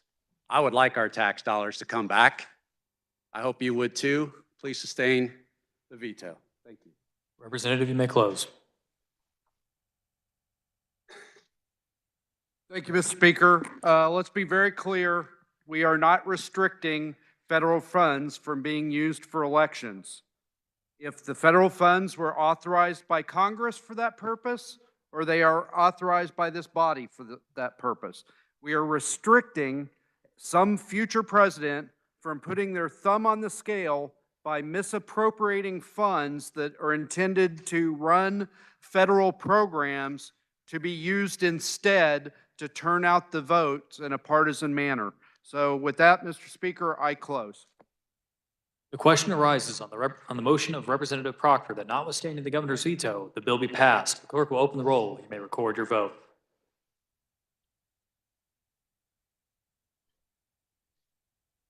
Has every member had the opportunity to record their vote?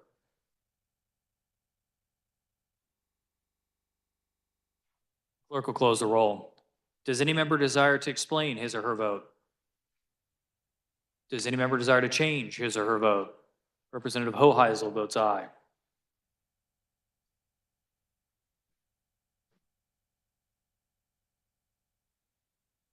Representative Hill votes aye.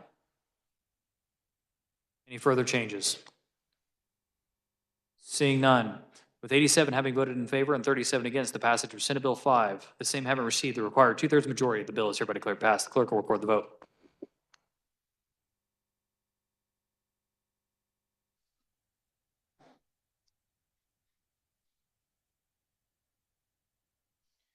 The governor's objection to Senate Bill 269 having been read, the time has now arrived for the House reconsideration of said bill.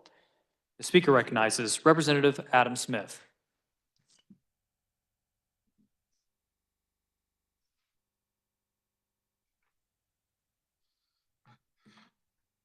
Thank you, Mr. Speaker. I move that notwithstanding the governor's veto of Senate Bill 269, the bill be passed.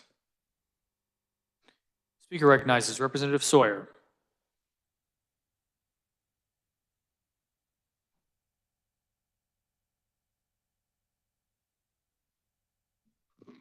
I rise in opposition to this motion, urge you to vote no. I think it's a big mistake to pass this bill for several reasons. One reason is our constituents are asking for property tax relief. If we go to a ratchet where all of our money that comes in above inflation in the future goes to cutting the income tax to take us to a flat tax, there will be no money for property tax relief. Second reason, it puts our budget in a very tough situation. It'll be very difficult to try to fund new programs or deal with some of the problems we have. We still are way underfunded in our special education. Our chances to be able to get to full funding for special education, just to the statutory level, becomes almost impossible if we pass this bill. Third, when we get a recession, and one will happen, this bill digs that hole much deeper. You know, let's say right now we've got more than 15% in the rainy day fund. If we next year end up cutting taxes, it's a good year, then all of a sudden we hit a recession the following year, that hole becomes a lot deeper and it becomes very, very difficult to get out of it. Those of us who were here in 2013, 2014, 2015, 2016, 2017 know how hard that is when you've got a budget where you work hard just to get to a zero ending balance. I think this is a big mistake. We don't need to tie our hands this way. I urge you to vote against this. Let's work to get more property tax relief for our constituents in the future and not go down this path. I urge you to vote no. Representative Sawyer Clayton.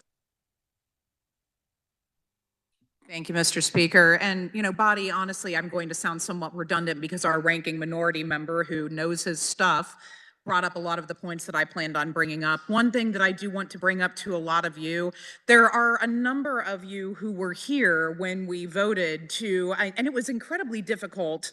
It's really easy to take a vote to lower taxes. So this is easy, but you are setting yourselves up for an incredibly difficult and unpleasant vote in the future should you plan on running for office in the future to vote to raise taxes. In 2017, a number of us are still here who had to take that vote. It was not an easy one to make, and if nothing else, it does not appear that if you're voting yes for this, it doesn't appear that you really care about a lot of your constituents and the economic struggles that they are facing.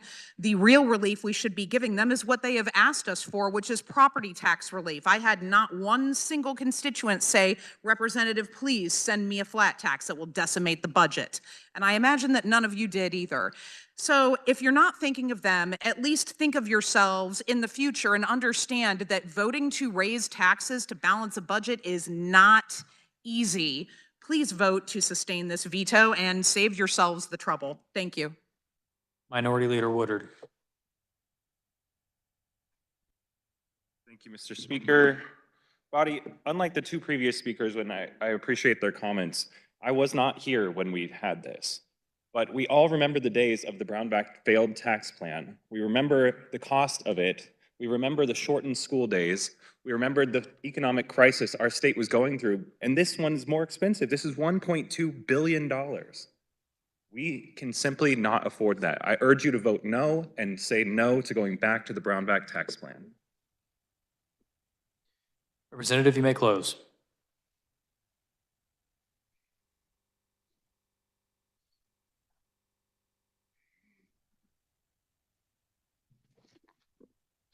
Thank you, Mr. Speaker. I appreciate the comments that were made at the well.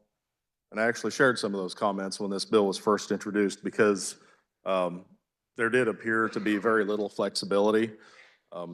However, as you recall, when we worked the bill on the floor, we had a couple of very good guardrail amendments, circuit breakers or whatever you want to call them, that allows future legislators, if things start looking bleak for the economy and the budget, there are a couple of key provisions that we put into here. One of them was the minimum requirement for the budget stabilization fund. You know, we passed it at 20%. It came out of conference at 15%.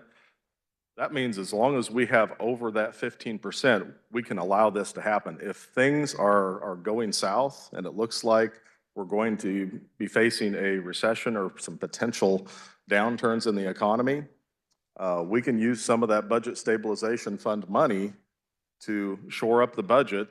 If it drops below that 15% balance, that short circuits this entire buy down.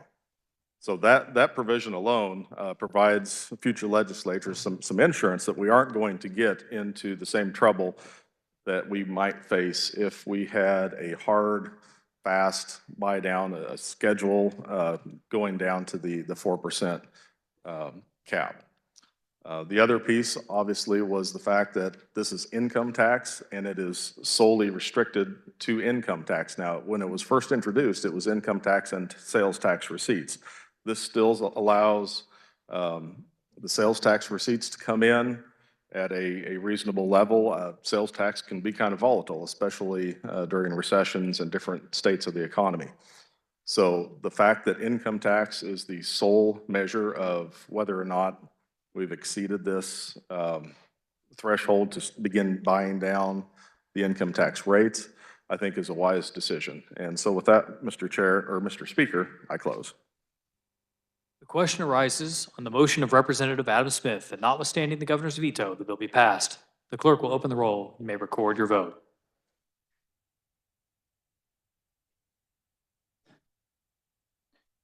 Has every member had the opportunity to record their vote? The clerk will close the roll. Does any member desire to explain his or her vote? Does any member desire to change his or her vote? Representative Potter Parshall votes aye.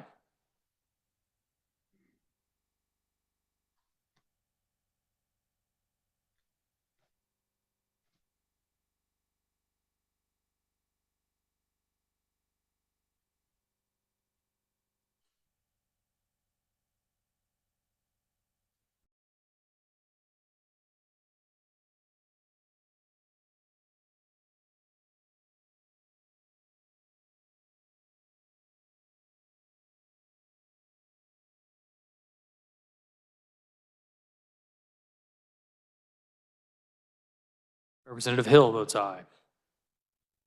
Any further changes?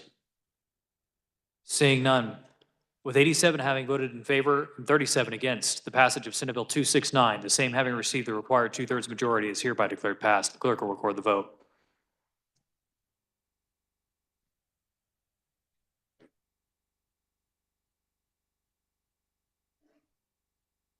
Senate Bill 98 is withdrawn from the Committee on Transportation and referred to the Committee on Commerce, Labor, and Economic Development. Are there announcements?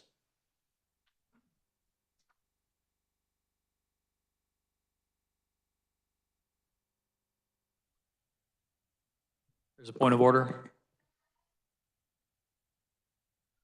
Can you come down and state it from the mic so the public can hear?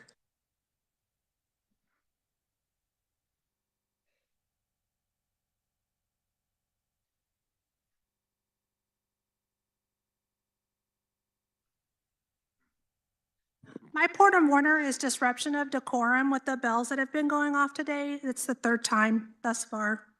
Thank you, Representative. It'll be addressed. Are there any announcements? Representative Wilburn.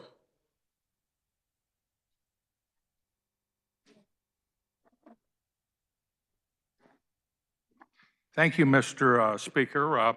Save this date. On behalf of the beautiful city of Lindsborg, Kansas, which is in my district, I ask you to please save the date for the 4th biennial Meet in the Middle Issues Summit to be held Wednesday, June 18th in Lindsborg. For those of you who have not attended before, this nonpartisan event was created to bring legislators and other community leaders across the state together to talk about the geographical middle of the state for the purpose of discussing a variety of important issues to Kansans in a very organized and thoughtful manner. This has always been a great way to interact and have productive dialogue with statewide leaders in a very casual and laid-back atmosphere. More information will be coming either by email or by notice. Again, it's June 18th in Lindsborg, Kansas. Thank you. The speaker recognizes Representative Schreiber for a request to change his vote. Thank you, Mr. Speaker. Yes, I would like to change my vote on Senate substitute for House Bill 2240, which we did this morning. I voted no, and I would like to change that to yes after some more discussion with folks from my district. So, This requires unanimous consent. Does anybody object to the representative changing his vote on said bill? Seeing none, so ordered. thank you. Representative Thompson.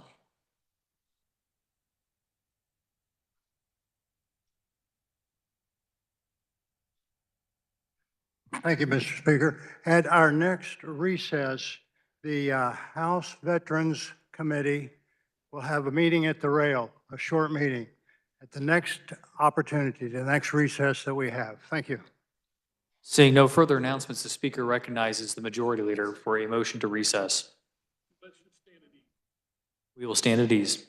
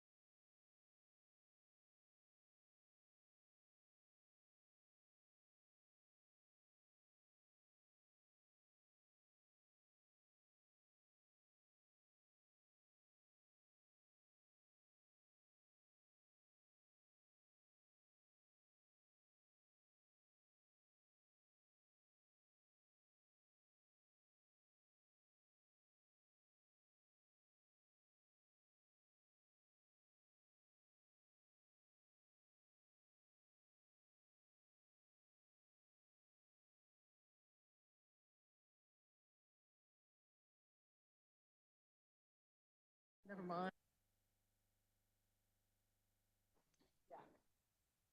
Okay, body, we're going to come back to order. Wanted to make a real quick announcement. Never mind on the change of reference for Senate Bill 98.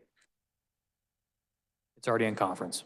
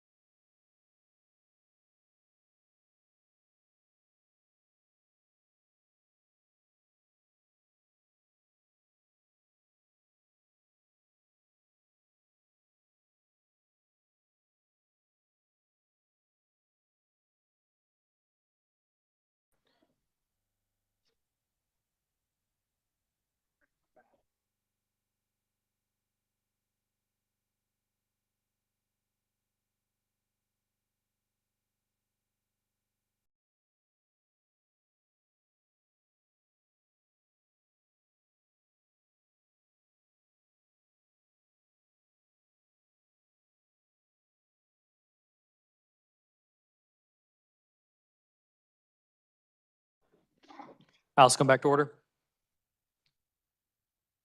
Speaker recognizes the Majority Leader for a motion to recess.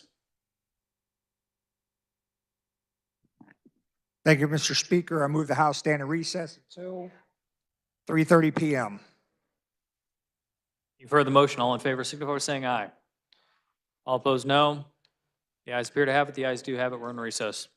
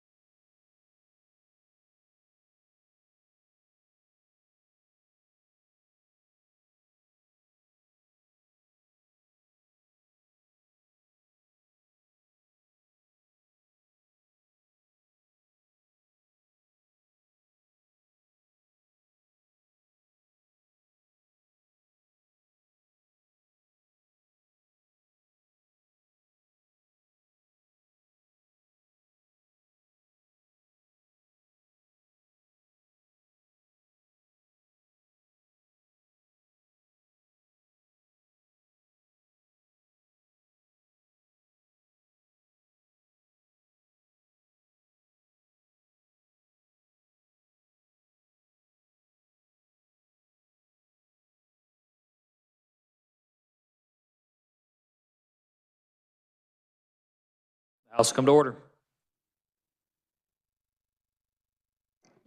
Messages from the Senate, the clerk will read.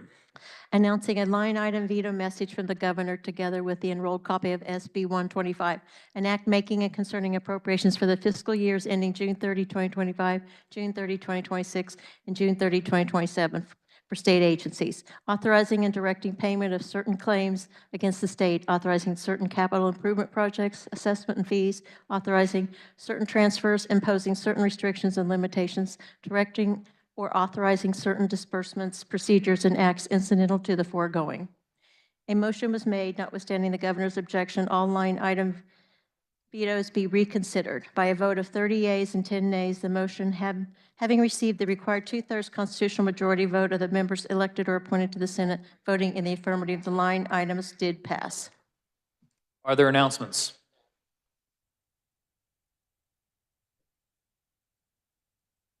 Representative Stogstill.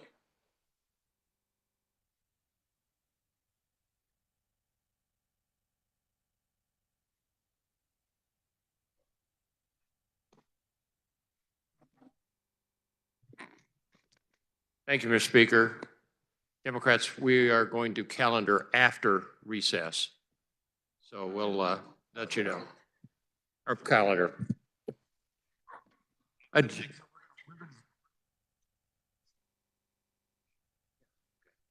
Okay, yeah, we're going to pause for another 30 minutes and then we'll come back and have agenda at that point. Speaker recognizes Majority Leader Croft for motion to recess. Thank you, Mr. Speaker. I move the House stand in recess until 4:05 p.m. You've heard the motion. All those in favor, signify by saying aye. All opposed, no. The ayes have it. We're in recess.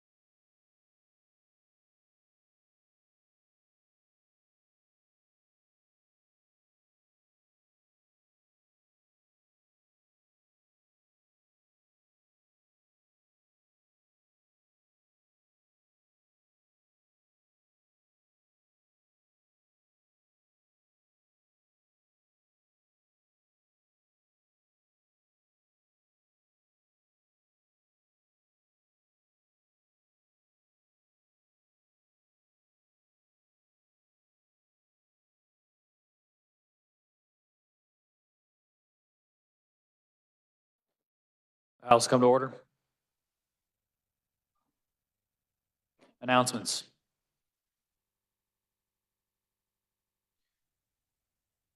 Representative Stockstill.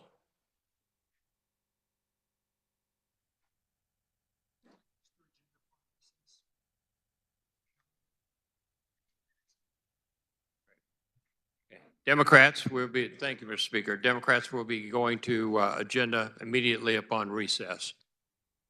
Thank you, Mr. Speaker. Speaker recognizes the Majority Leader for a motion to recess. Republicans will calendar the open Supreme Court immediately upon recess. Mr. Speaker, I move the House stand in recess until 4:45 PM. You've heard the motion. All those in favor, signify by saying aye. All opposed, no. The ayes have it. We're in recess.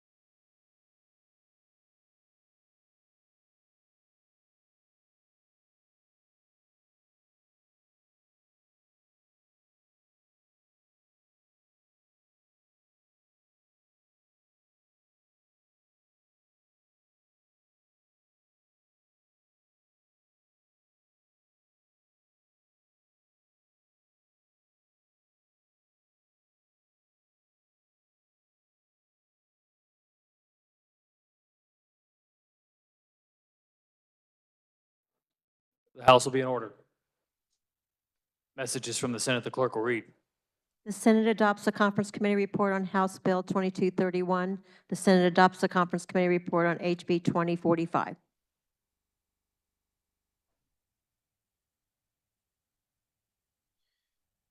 The governor's objection to line items in Senate Bill 125 having been read, the time has now arrived for the House reconsideration of said line items. The Speaker recognizes Representative Waymaster. Thank you, Mr. Speaker. I move that notwithstanding the governor's line item vetoes of sections, and I'll go through the sections that we're going to be asking in my motion to override from Senate Bill 125. The first is the State Treasurer Pregnancy Compassion Awareness Program. This was the portion of Section 46A, and that was $3 million for the Pregnancy Compassion Awareness Program. State Treasurer, the Talent Attractive Program, that's Section 46C and Section 47. The governor had indicated that this was duplicative with the Love Kansas campaign, but actually I think this has a more directed response and also has results in regards to this talent attraction program with the State Treasurer's Office. The Kansas Department of Administration with the press office lease costs, that was Section 63X. And that was actually, I believe, a Senate position that was line item vetoed in regards to press office space and the cost for that. Kansas Lottery, the legislative sports gaming language, that was in Section 72B and Section 73F, and that simply is saying that the Kansas Lottery would halt negotiations in regards to sports wagering with the casino managers. The Kansas Department of Commerce Purple UAS, Section 76A, that is $1 million for NIAR, and that is $500,000 for NIAR, and $500,000 for K-State Salina in regards to UAS. Kansas Department of Commerce Arts Commission, this is Section 76B, and that was just the language, not the funding. And the language stated that the money needs to be split 60-40, 60% in the counties of less than a population of 85,000, and then 40% to counties with a population larger than 85,000. Kansas Department of Health and Environment, Cerebral Palsy Research, Section 83A of $263,000. Kansas Department of Aging and Disability Services, the continuation of funding that actually derived from the Spark Committee a couple of years ago, and that's Section 89A. The Kansas Department of Aging and Disability Services, this was funding that we had lapsed, and the governor line item vetoed, that's Section 89AA. So that was a lapse in funding. The Kansas Department of Children and Families Interpreter Services, Section 92A, which we are statutorily required to administer that for $375,000. And in the message, it was that it did not necessarily go through the committee process. Yes, it did. It was just happened to be omitted when the recommendations were made to the Appropriations Committee. The Kansas Board of Regents scholarship lapses, again, these are lapses, Section 118H and Section 118I. The Department of Corrections, the O'Connell Children's Shelter, this is $1 million for a children's shelter, that is Section 121A. The State 911 Board Mapping Grant Program, that is Section 135A. The Kansas State University Veterinary Medical Center, giving bonding authority of $128 million, and with $2 million coming from private sources, and that is Section 177B. And this is actually the state of Kansas Veterinary Medical Center, Veterinary Medical Center, not Kansas State Universities. It's actually going to be an asset of the states. And then the Kansas Highway Patrol at Jabara Airport hangar. This was asked for by the Highway Patrol to move from Cook Field to Jabara Airport, and that is Section 187H and Section 188. For discussion, Representative Ballard.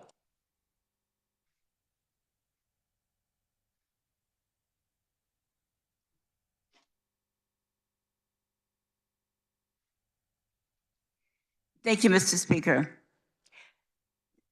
I think the Chair of Appropriations for explaining what was in the package. And I think many of you are familiar with it because we voted for it as well. Some people may find it very strange that the Senate just did a whole package and didn't give people an opportunity to explain or talk about things. We made our own package as well. And there are some items in this package that I would have voted for and others I would not have.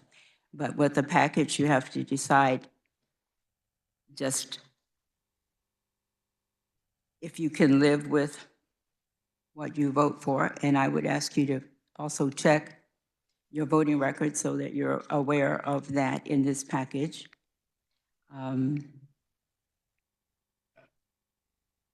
I would have to comment that I am somewhat pleased that we have the 18 that we can sustain the governor's veto. And in those areas where some of the, and you have your packets, your blue packets as well as the governor's packet as well. And people ask the question, well, why would they give that up and not include that in their packet or try to override as well, especially if you have the majority? And I would say maybe in some cases you may not have the votes. In other cases, they weren't of areas that you were as important to you as well. So I will take this all in consideration when I vote myself about some of these issues. And I would ask you to vote your own conscience.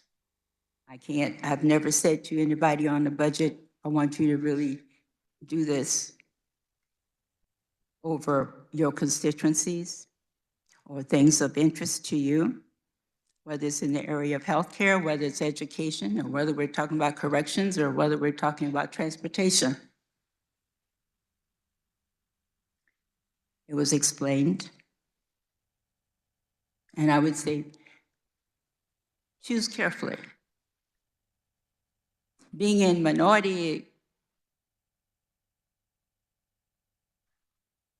and we had that feeling this morning that you can lose repeatedly all the time, not because you're not doing your job, but because we don't have 42. We don't have the numbers to sustain.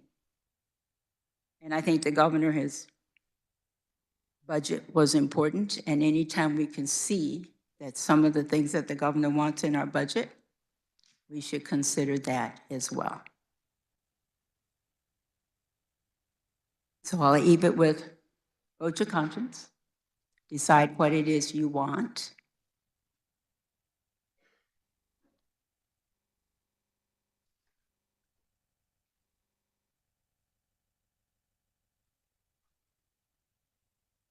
And even though I would say it's a tough decision to make,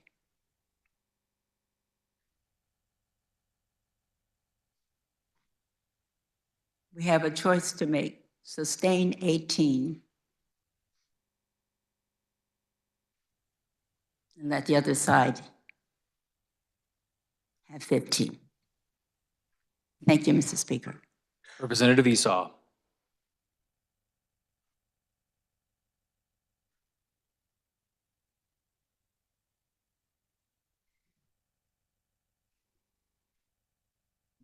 Thank you, Mr. Speaker. I have a question.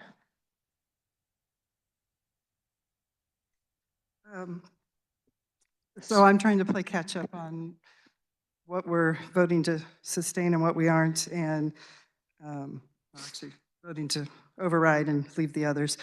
And the part about the KBI with the DNA analysis in section 129 with the 500,000, was there a reason that you are aware of that we are not considering that one in this veto override?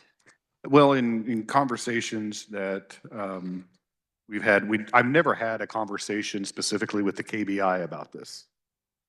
It was always in those representing the firm that does this type of DNA analysis. That is also what was in the governor's line item veto, that it was not asked for by the KBI. It was brought forth with other parties. We did not have it in our original House bill when we had House Bill 2007, and it was added in by the Senate. I can't really express the conversation that was done in the Senate as to why it was added. And then when we were having the deliberation on the items that came over from the Senate in regards to the entire amount of the line item veto overrides that came over, we deliberated with leadership, and that was the one item that we did not include because the KBI has utilized this firm, which is out of state, prior. They've used them before. I know that the conversation that I had was the 500,000 would probably could solve 50 cold case that are out there with the KBI. But it was just an item that we did not initially have in our budget. It came over from the Senate, and when we were going through the items that came from a line item veto override from the Senate, it wasn't in there because of kind of agreeing with the governor. The KBI didn't ask for this. It was other parties. Okay, thank you. I just want to express that, sorry, I may be a little loud, so just tell me to back off. I'm not trying to yell at everybody. I hope that the KBI will put this in their budget next year, and I hope that they will focus on it.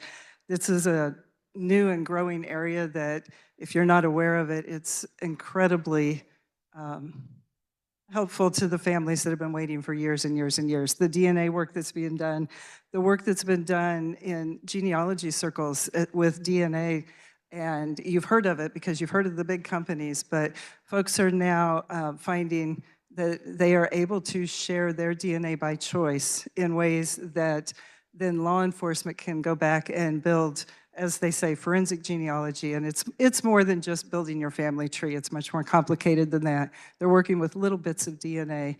And I would be adamantly in favor of this. I'm disappointed it's not one of those included, although I do understand with the KBI not originally asking for it, how it missed the list of which ones we would do. But I do hope that we can include it in the very near future in our budget. Representative Carmichael.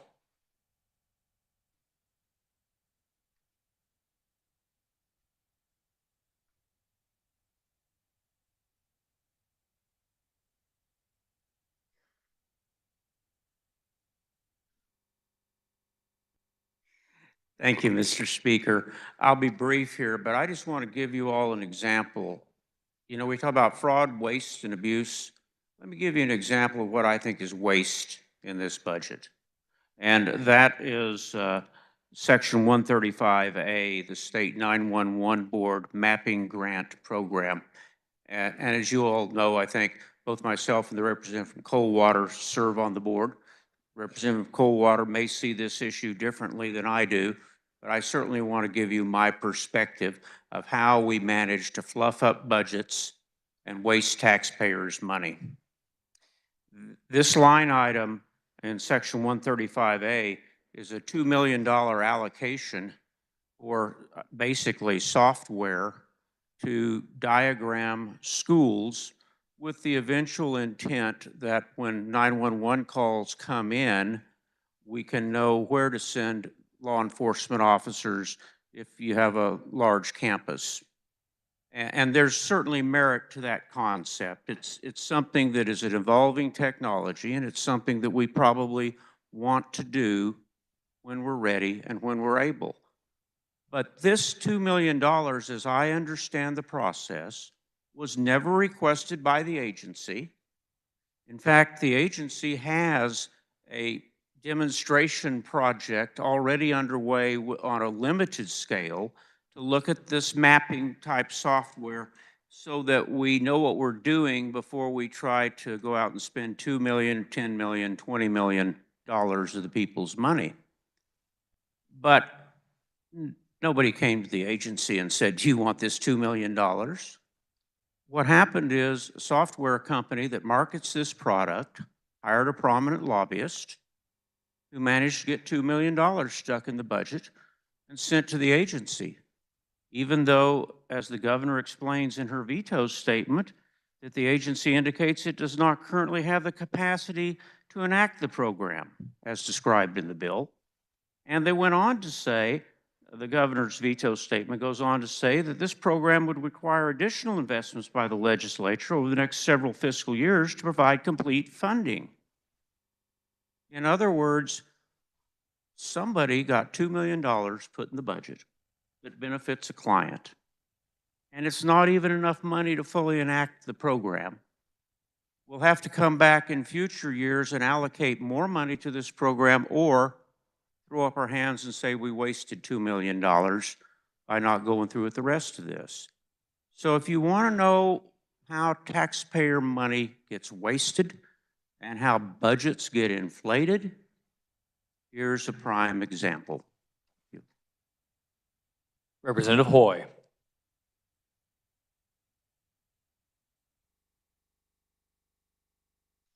Thank you, Mr. Speaker. There are a number of items in this package that I was opposed to in committee, and which is why I will be a vote to sustain on this. First, on the money that we are providing to crisis pregnancy centers, the amount that was provided in the last budget was $2 million. It was, my understanding was that it was intended to be a one-time expenditure. And then this year, that line item has been increased by another $1 million. And another concern that I have about this is it's more or less no strings attached. There is no guarantee that this funding is going to be directed toward expenditures for moms and babies. It could go to marketing or other things that overhead costs that may or may not truly have an impact directly on Kansans. Originally in committee, I did support the sports gaming language on that amendment. I do have some issues with how that came to be as far as how it is impacting our revenue in the state and the portion that we get.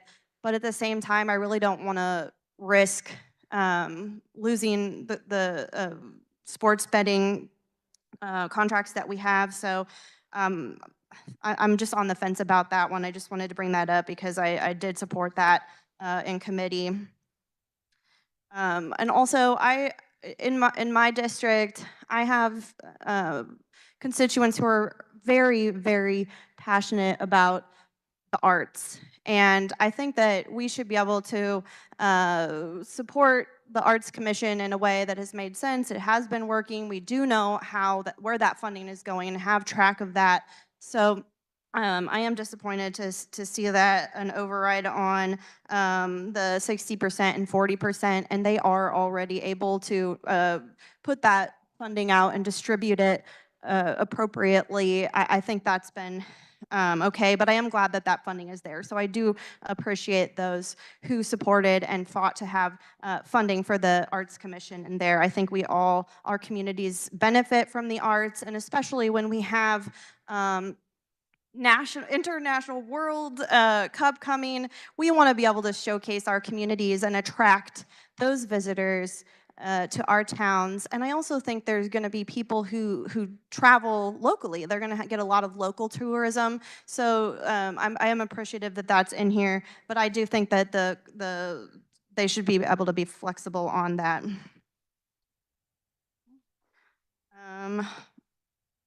Sorry, I highlighted all the ones that are not in here, and I just wanted to make sure that I didn't miss anything. And I echo the comments. I wanted to have enough funding if we're going to provide grants to schools to map them. I don't like, we know which schools end up getting those first and the ones that are left out. And I don't like picking and choosing which schools are going to be able to access the 911 mapping for mass casualty circumstances. So I was fine with that line item veto. I feel like if we're going to provide that it should be equitable across the board. So that's a summary overall of why I will be sustaining this. Thank you. Representative McDonald. Thank you, Mr. Chair. I'll be really brief. This pregnancy compassion awareness program is something that's gone through Health and Human Services the last several years and that I've followed pretty closely. And I have some real concerns about the lack of specificity when it comes to approved items that could be covered over this. There's a big network of organizations that provide these services. And so in the spirit of transparency, I tried today to get a legislative post-audit approved. Unfortunately, it was not approved, but I intend to come back and try again next time. But I think that this is an example of a program where we really, the spirit of the bill was to make sure that women who are going through pregnancy and their families, as well as women who've given birth to children for a couple of years into their childhood, get the resources that they need. So I just want to make sure that we have a good use of our taxpayer dollars, and increasing it from 2 million this year to 3 million next year gives me heartburn. So I will not be able to go along with that, but thank you for listening to me. Representative Amix.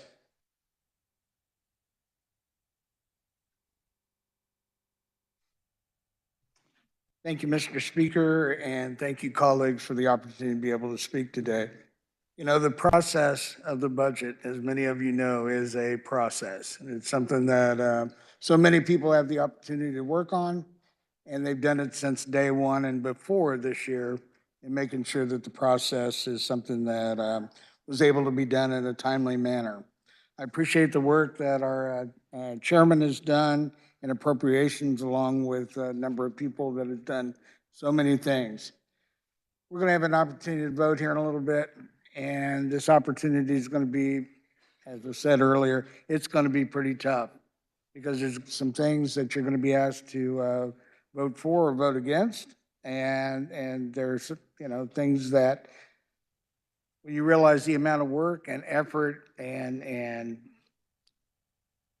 just the work that was done to make sure that those items are here now. I mean, there is a lot of people that have put a lot of time into those. I ask you to think about that as we go forward and realize that, you know, some of your most important projects are here, and maybe some are not your most important projects, but they're all important to somebody. And so I ask us to really stop and think about that. Realize that just the amount of hours is something important here. So anyway, thank you for the opportunity to be able to speak to you this afternoon, and just look forward to the vote. Thank you, Mr. Speaker. Representative Helgerson.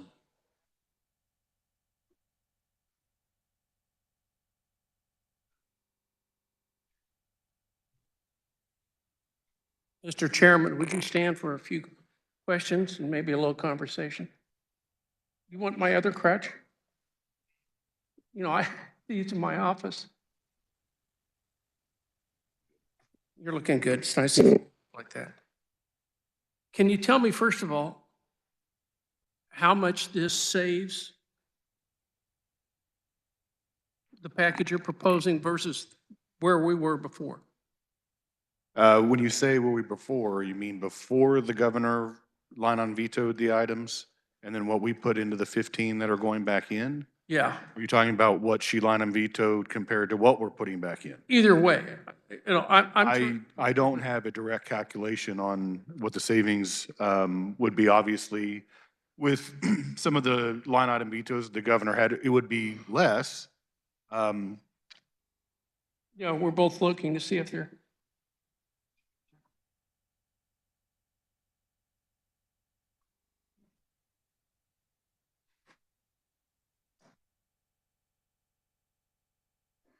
Let me ask research also a question, or Chairman, what about bonding? Governor had referenced bonding as a concern when she vetoed several items. And I see that in this package that's being put together, I think you're putting back K-State vet. That's the only one we put back. Is that the only bonding? Yeah, so if you look at the amount that was vetoed, it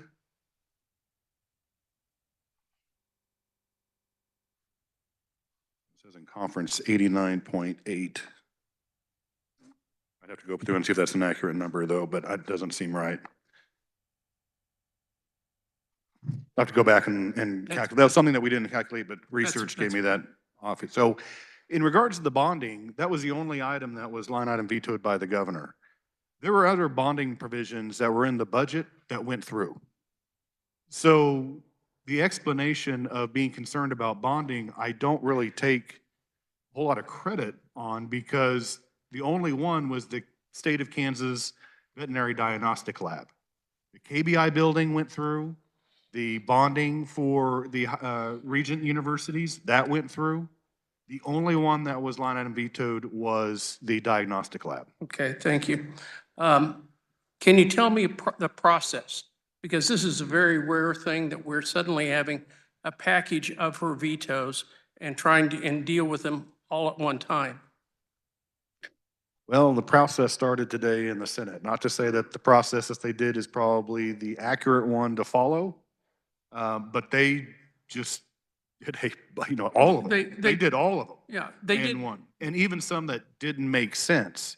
I mean, we went through the line on vetoes the governor said, like there was one that was double funded. It was funded by SGF and EDIF. Right. Well, that one makes absolutely sense. There's another one where she was saying it was referenced over here and then over there. And so we, just for conformity, we needed to, have a veto. That made sense. So we went through it, I would say, methodically on the items that we have debated, we have discussed, whether it be in committee, on the floor, or in conference, that we thought had value for the state of Kansas. And then we put it into a package. Now, we have done that a couple of times before where we have put them into packages. It's probably not this number, but it's been in a package in years past. And who's the we?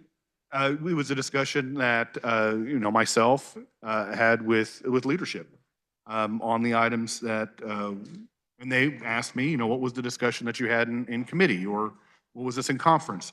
I also got a telephone call from the governor's office yesterday going through all the line item vetoes. And so I knew the explanation, not only what was in the email, but also in the conversation that I had with the governor's office as to why she was line item vetoing these items.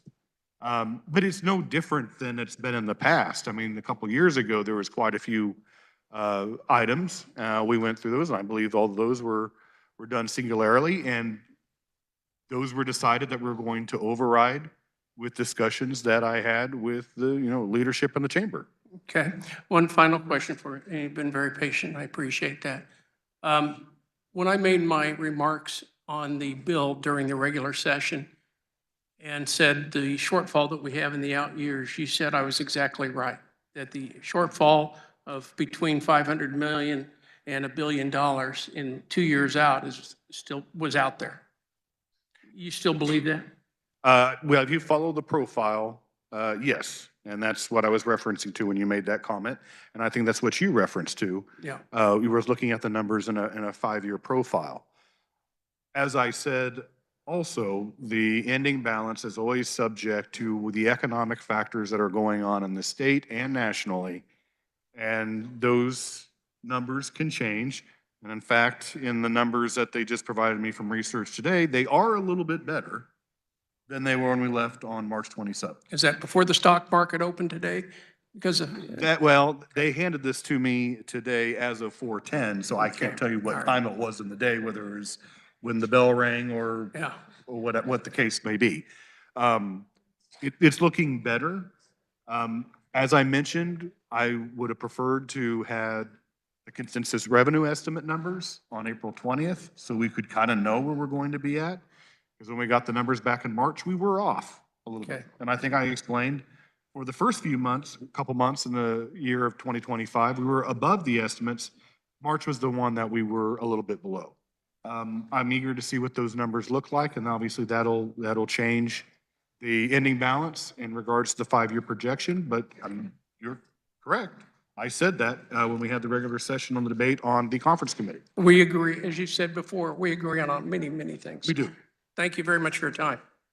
I appreciate the body's patience. I want to make 2 points. First point is the process. We have before you a list of items that are already agreed to.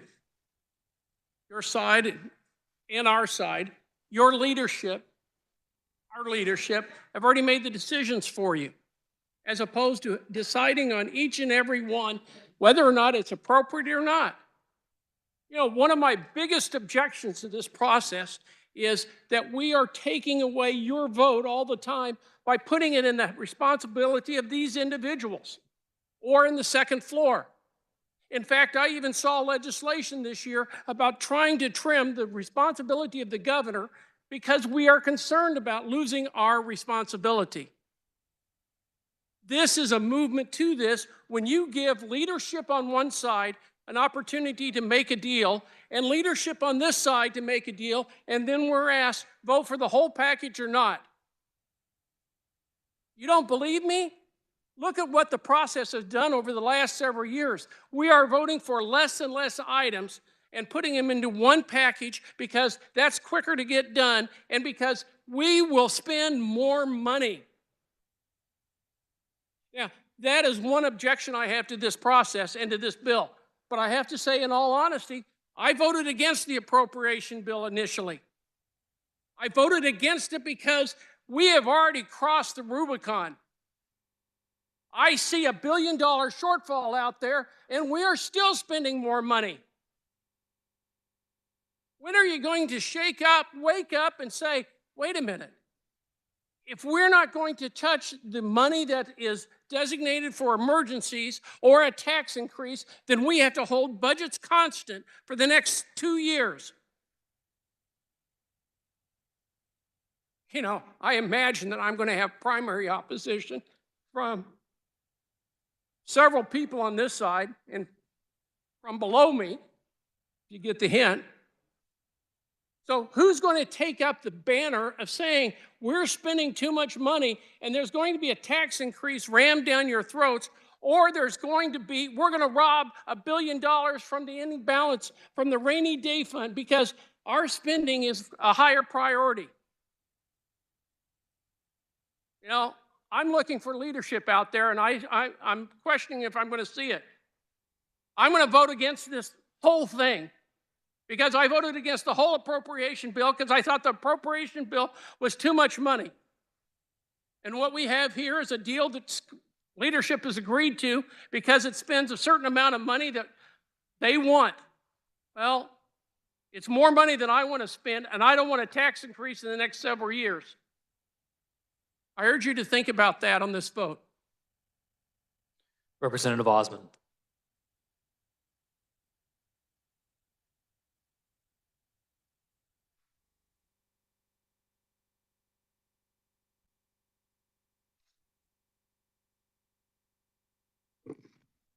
Thank you very much, Mr. Speaker.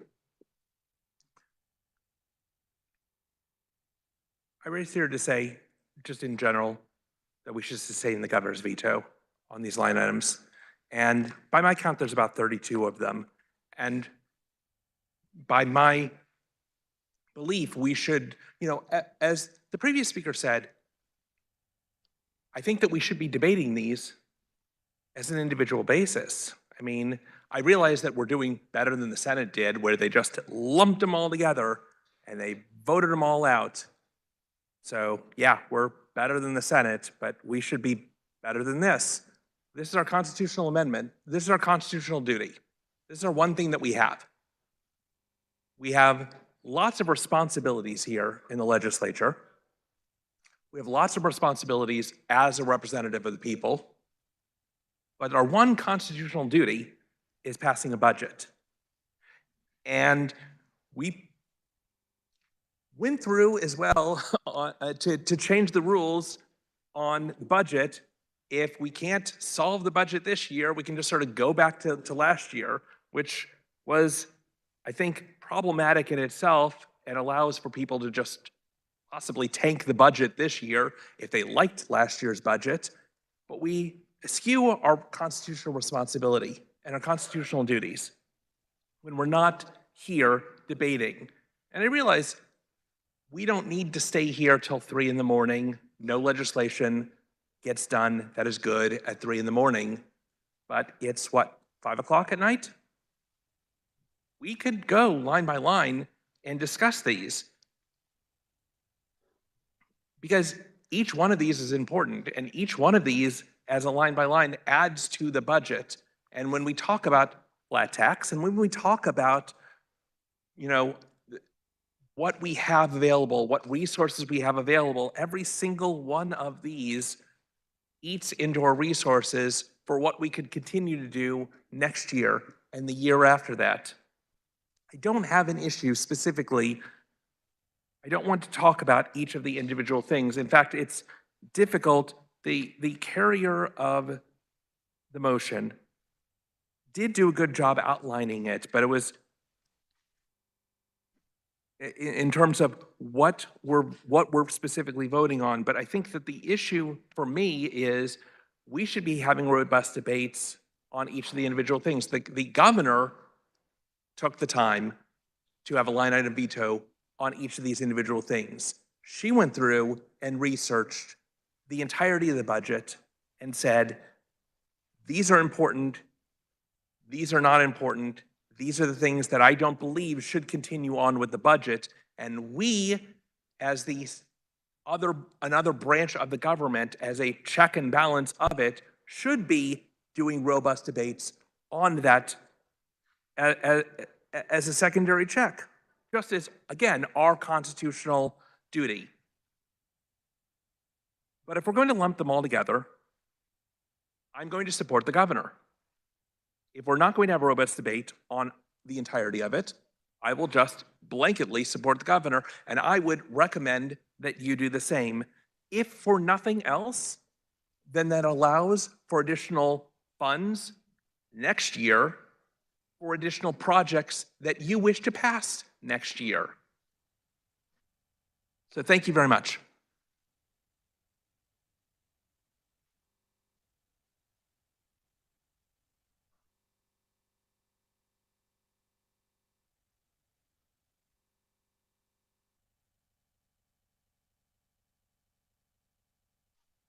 Representative Sawyer Clayton.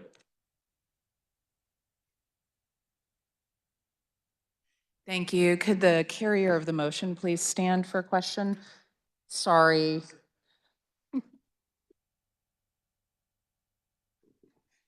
I'm sure your physical therapist just loves me for this. Mr. Chair, I do appreciate all the work that you do, and I hope that you don't take it personally that I almost never vote yes on any budget ever. So it's just the physical conservative in me. What can I say? Right. That is said without a hint of irony. So one of the questions that I have, just because I haven't been on a budget committee for a while, could you tell me a little bit more about the Pregnancy Compassion Awareness Program? And did that used to be called something else? Where has that come from? And how did did this have a hearing and full of probes? So tell me how that went. I just want to know more. It's been actually included in the budget for many years. Probably why I voted no. And it was for $2 million. I can't say whether or not it had a hearing in the Social Services Budget Committee, which you're a member of. You used to be. I was. It's never had a hearing in appropriations. It's always been housed in the state treasurer, and it was always brought as an amendment by a legislator who is no longer in the chamber. It was always brought during the budget process, and so it's supposed to help, pregnant women with all their alternatives during their pregnancy, and it's always just been brought up as an amendment in committee. All right, so this is one of those we've always done it that way kind of things? No, it was brought up as an amendment, voted in by Number of years ago, committee, yeah. and then it was brought up again this year as an amendment and voted on and put into the budget. And actually, the Senate had more funding that was going towards, I believe it was $6 million that they had. We only had the 2. And then we settled in conference on the 3. All right, so just reasonable compromise there. All right, I do appreciate you giving me that clarification point, and thank you for standing for questions. You're I keep welcome. forgetting that, it's painful. Thank you, Mr. Chair, Mr. Speaker.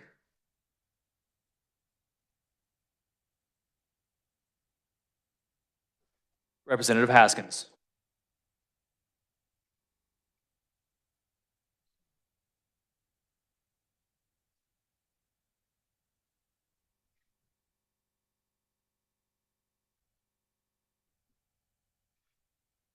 Thank you, Mr. Speaker. And colleagues, I understand that the hour is getting long in our day.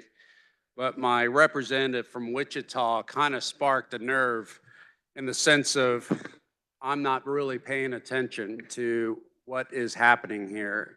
And I had mentioned this early on back in the Rules Committee debate many times that I have a problem when individuals start making decisions for me and taking over my job.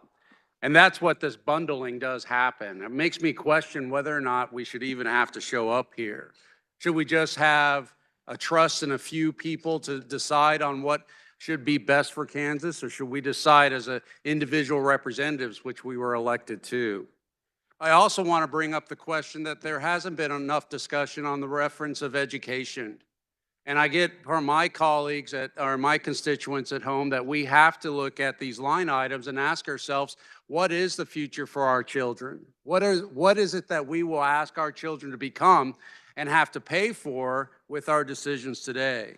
And education, it will always be viewed as something, in at least my mind and how I was raised, as an investment. And that is something that we have not spent enough time, and that's why I voted against this bill. And I will not be able to support the amendments or the bundling as such, because I would like for us to have a discussion. I know that my decisions are only one decision, but so are yours. And so for this, I ask that you sustain the veto and that you make sure that we are always putting our Kansas children first, and that we keep in mind that the budgets that we vote on today, the expenditures that we take on today, will not be paid by us today. It'll be paid by those that do not have the education necessary to be successful because we haven't invested enough in our education, and we continue to say it's someone else's responsibility. Thank you, Mr. Speaker. Representative Schlangen-Siepen.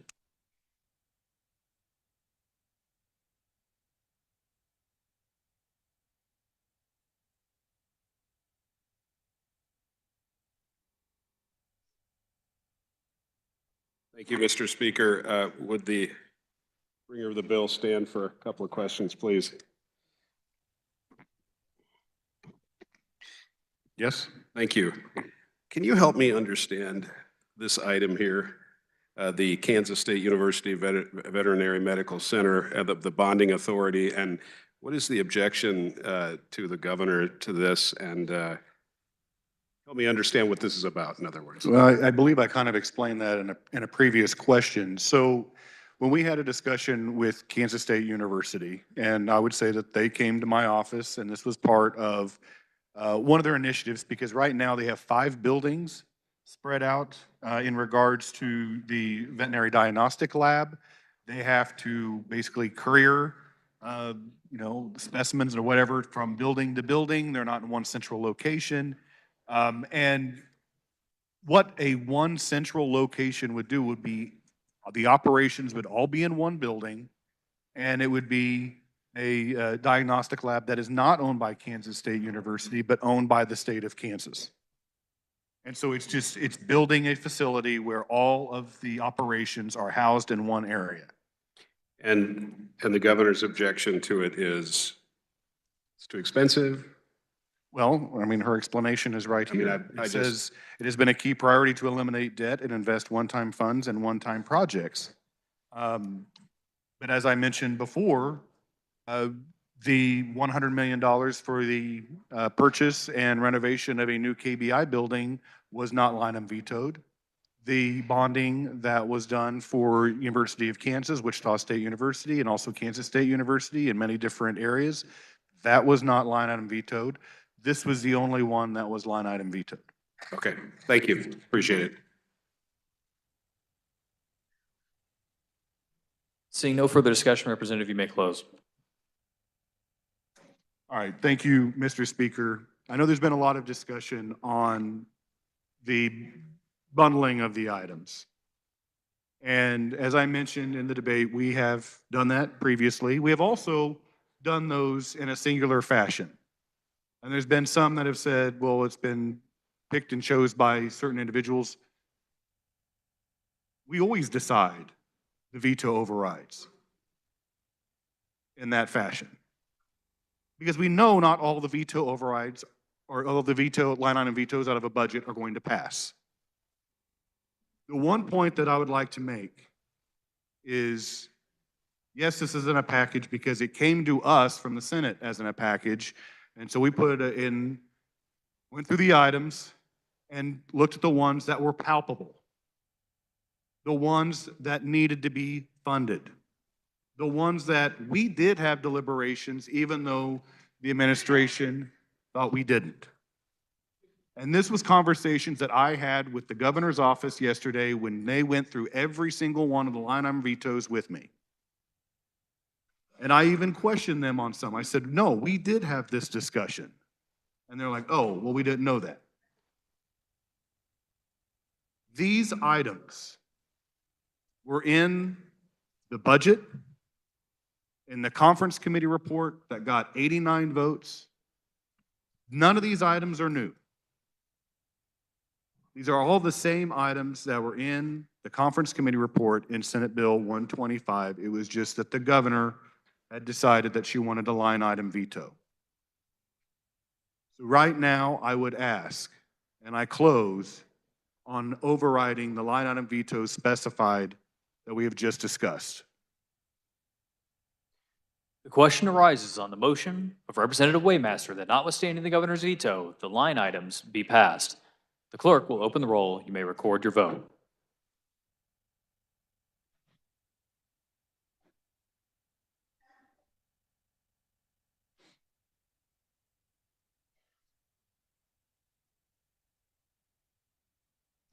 Has every member had the opportunity to record their vote?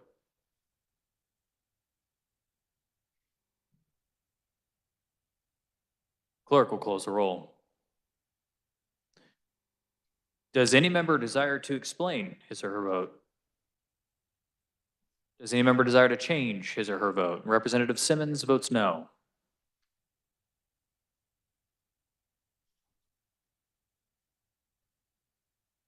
Representative Chauncey votes aye. Are there any further changes? Representative McNorton votes aye.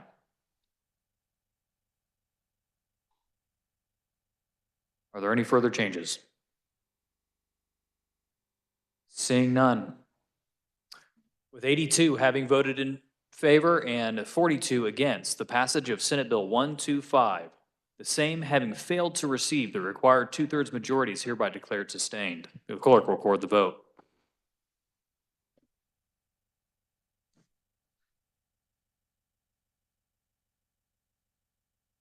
Are there any other motions? Seeing none. The Speaker rules the line items have been reconsidered and the veto sustained for the remainder.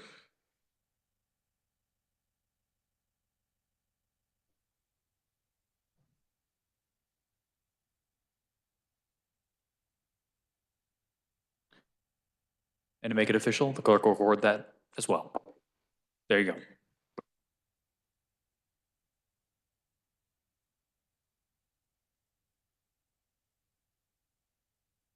Are there announcements?